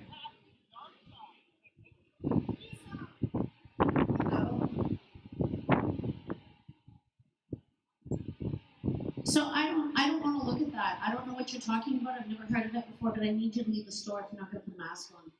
I just wanted to show you this. Okay. I don't know what you're showing me. Legal exemptions that you're talking about that aren't legal. It is an order, but it's not law, and it isn't policy either, just like yours. There's something that keeps both of those. That's called my human rights. Have you heard of those before? Well, yeah, but I don't understand how that comes into play here. I have a right not to be refused business. You've opened your door to commerce, so it is not private anymore. I can come in here just like anyone else can. And if you're going to discriminate against me, there's something wrong with that. And that's what human rights are going to help me with. And we have to make them honor our human rights because they are not. I'm going to have to do an Okay, I'm willing to listen. There's some exemptions. And most of us can fall under that. An exemption means I don't have to wear a mask because I can't. Because of one of these things. And I'll be able to stop it just real careful. You can look at it or not. You can just put it aside. One thing I'd like to leave you with too is exemptions to the mandatory mask order in British Columbia. Who else is? If you haven't, look it up and get a copy. Okay, so it's really that simple, guys. The key is Simone never got upset. She stayed calm, collect. I never actually got upset. But if I came at her and was like, you need to get out of this store right now, her behavior doesn't change ever. I become belligerent, and belligerent is a very, very small attitude change apparently. But if I become belligerent, now they can arrest me for trespassing. But if I am not belligerent, and I'm well-mannered, and I'm well-spoken, and I'm calm, and I stand my truth, I'm in the right. That's okay. Thank you. So that's how it's done, guys. So just so you guys are aware, the I Am Free movement, Vlad is having 120,000 full-size page stickers made of the blue Office of Human Rights Commissioner made. So we'll be able to be handing out stickers, and they will be putting them on, business will be able to put them on their doors, and they won't be able to be peeled off, because that's a lot of what happens. I hand these out, people put them up, and then other people peel them off because they tape them up. Thank you very much, Simone. It was awesome. So that is a new movement. So after I'm done here, you guys can come over and take pictures of my stuff. And yeah, we are free, right? Woo! Thank you very much, you guys. All right, thank you, Maria. Aren't those amazing things that we have available for you guys to take action with today? So, again, we're wrapping up here, and we want to thank so much for everyone coming out. We also have commemorative shirts for today. It says, "We do not consent. Worldwide Freedom Rally, Victoria, BC, Canada." So this, the shirt sales is what's helping to pay for this entire event to happen today. And one last thing, I'd like to know if we can give a round of applause to the police that came out and helped keep us safe. They really did an amazing job, and we are so grateful to have them a part, just to help to keep us safe and to help keep others safe. So,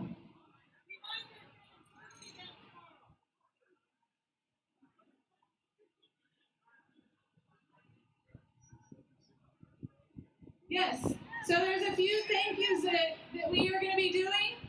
So one is to our speakers, and I am not meaning the people that talked. Thank you to the sound guy. His name's Nathan. He did an amazing job.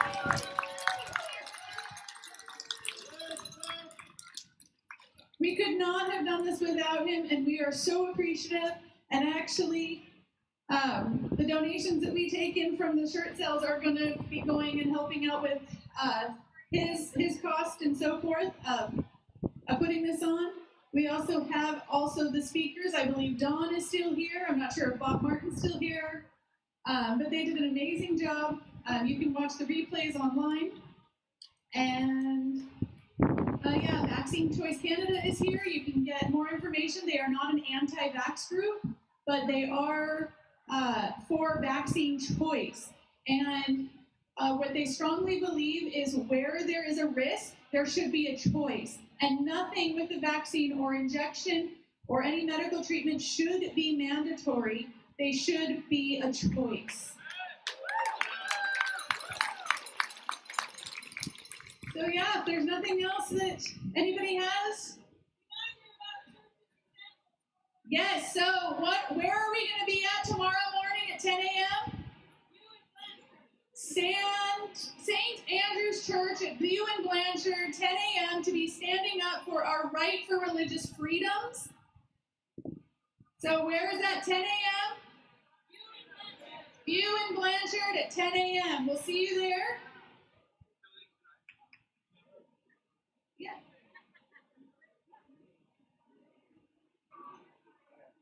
And apparently there was someone that showed up and was, during the march, being really belligerent and confrontational to people, and a lot of swearing, and kind of making this movement look crazy or violent.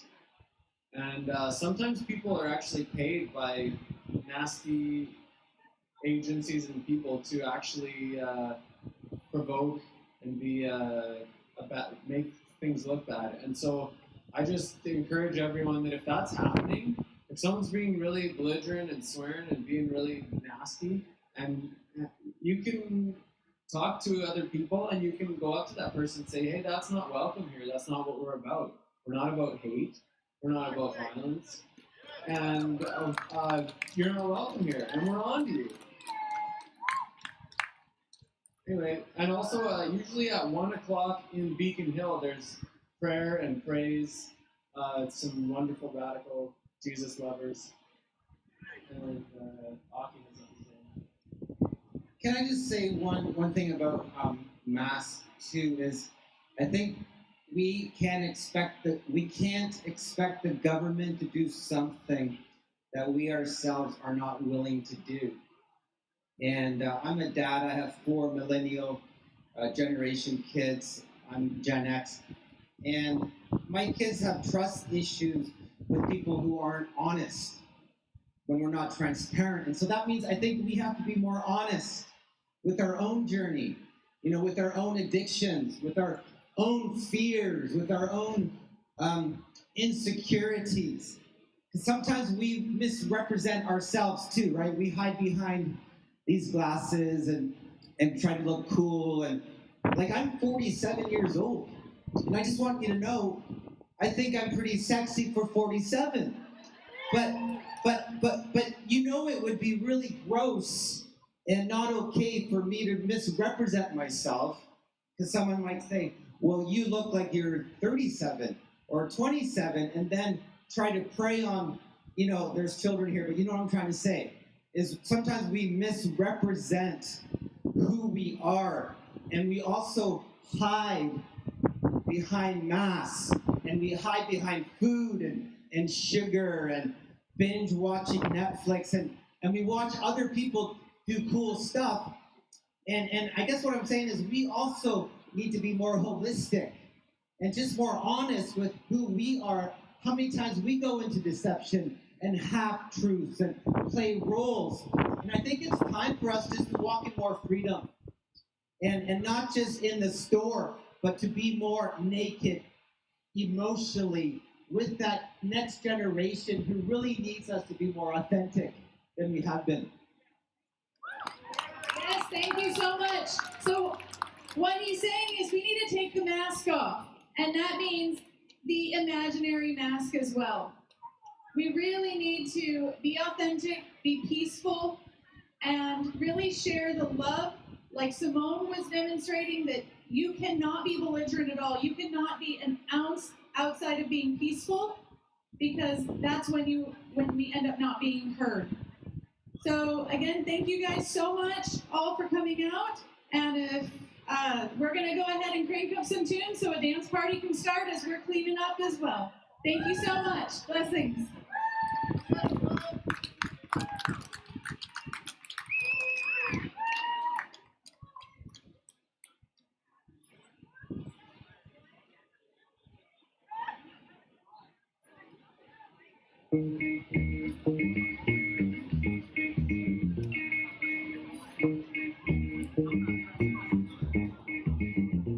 Express yourself.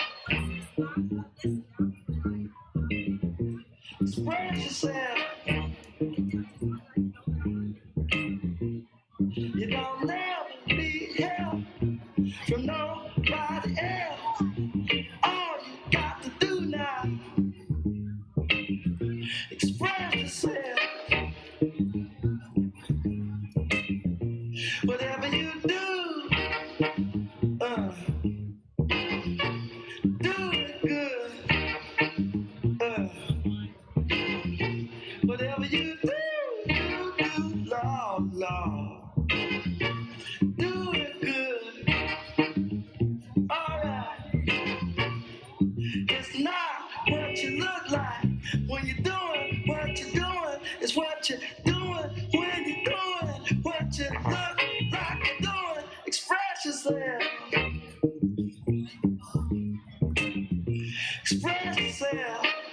They're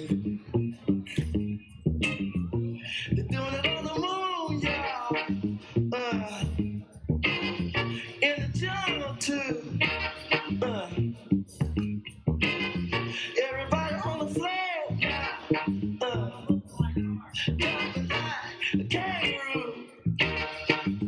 So let the horn do the thing they do, y'all.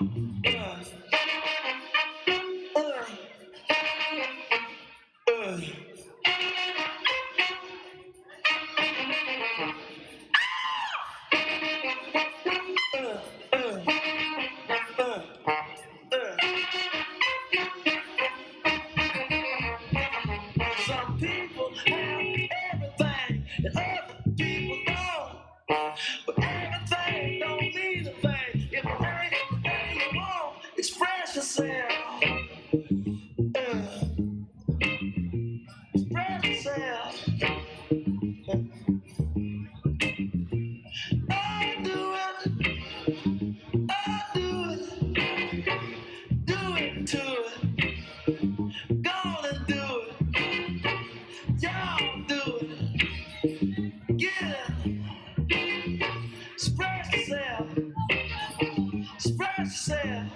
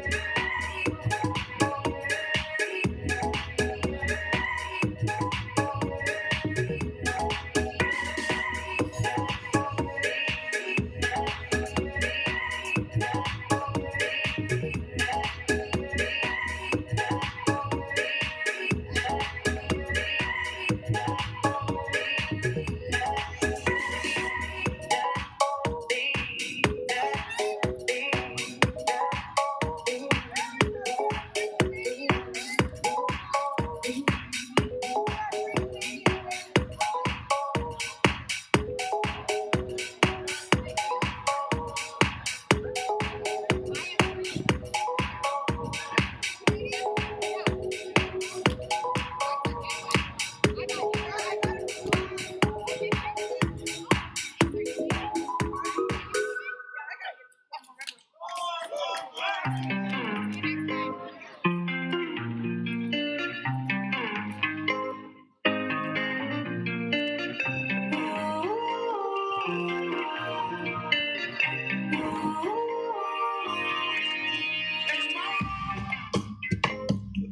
out the box from where I stay.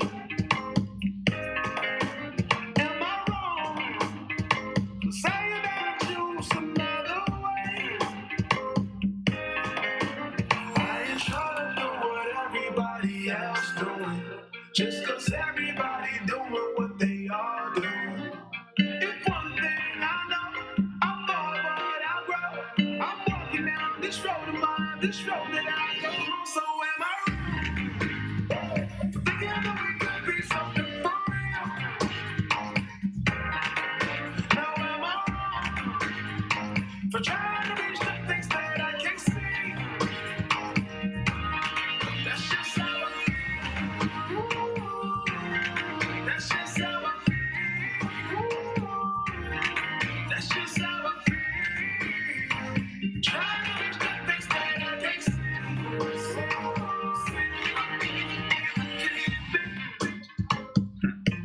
For having a vision, my prediction, I'ma be on top of the world. Don't look back, always do what you decide. Don't control your life, that's just how I feel. Oh, fight for yours, don't let go. Don't let them compare you, no. Don't worry, not alone. That's just how we feel. Am I wrong? Am I wrong? Thinking that we could be something for real. Oh, yeah. Now am I wrong? Am I wrong? For trying to reach the things that I can't see. Oh, yeah. That's just how I feel. That's just how I feel. That's just how I feel. Trying to reach the things that I can't see. If you tell me I'm wrong, I don't wanna be right. If you tell me I'm wrong, I don't wanna be right.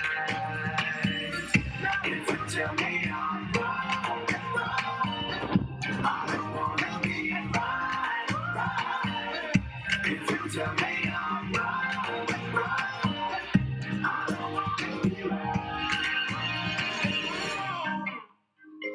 Thinking that we could be something for real. Now am I wrong for trying to reach the things that I can't see? But that's just how I feel. That's just how I feel. That's just how I feel. Trying to reach the things that I can't see. So am I wrong? Thinking that we could be something for real. Yeah. Now am I wrong? Am I wrong for trying to reach the things that I can't see? Yeah. But that's just how I feel. That's just how I feel. That's just how I feel. Trying to reach the things that I can't see.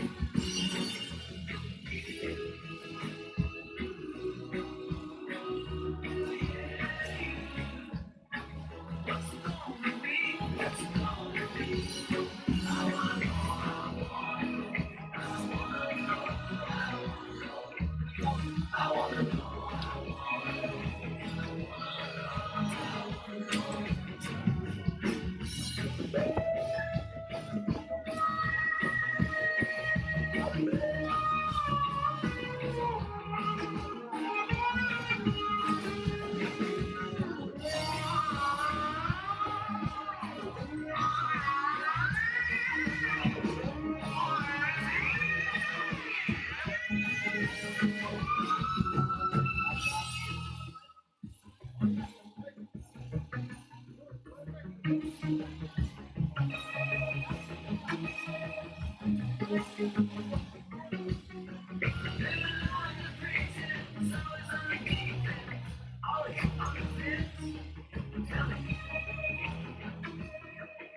it gonna be?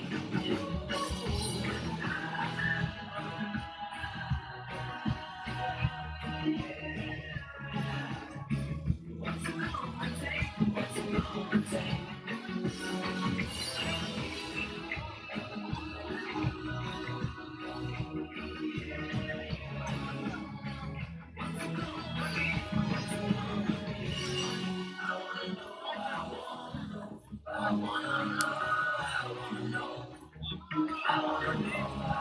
Avery is looking for BCC now.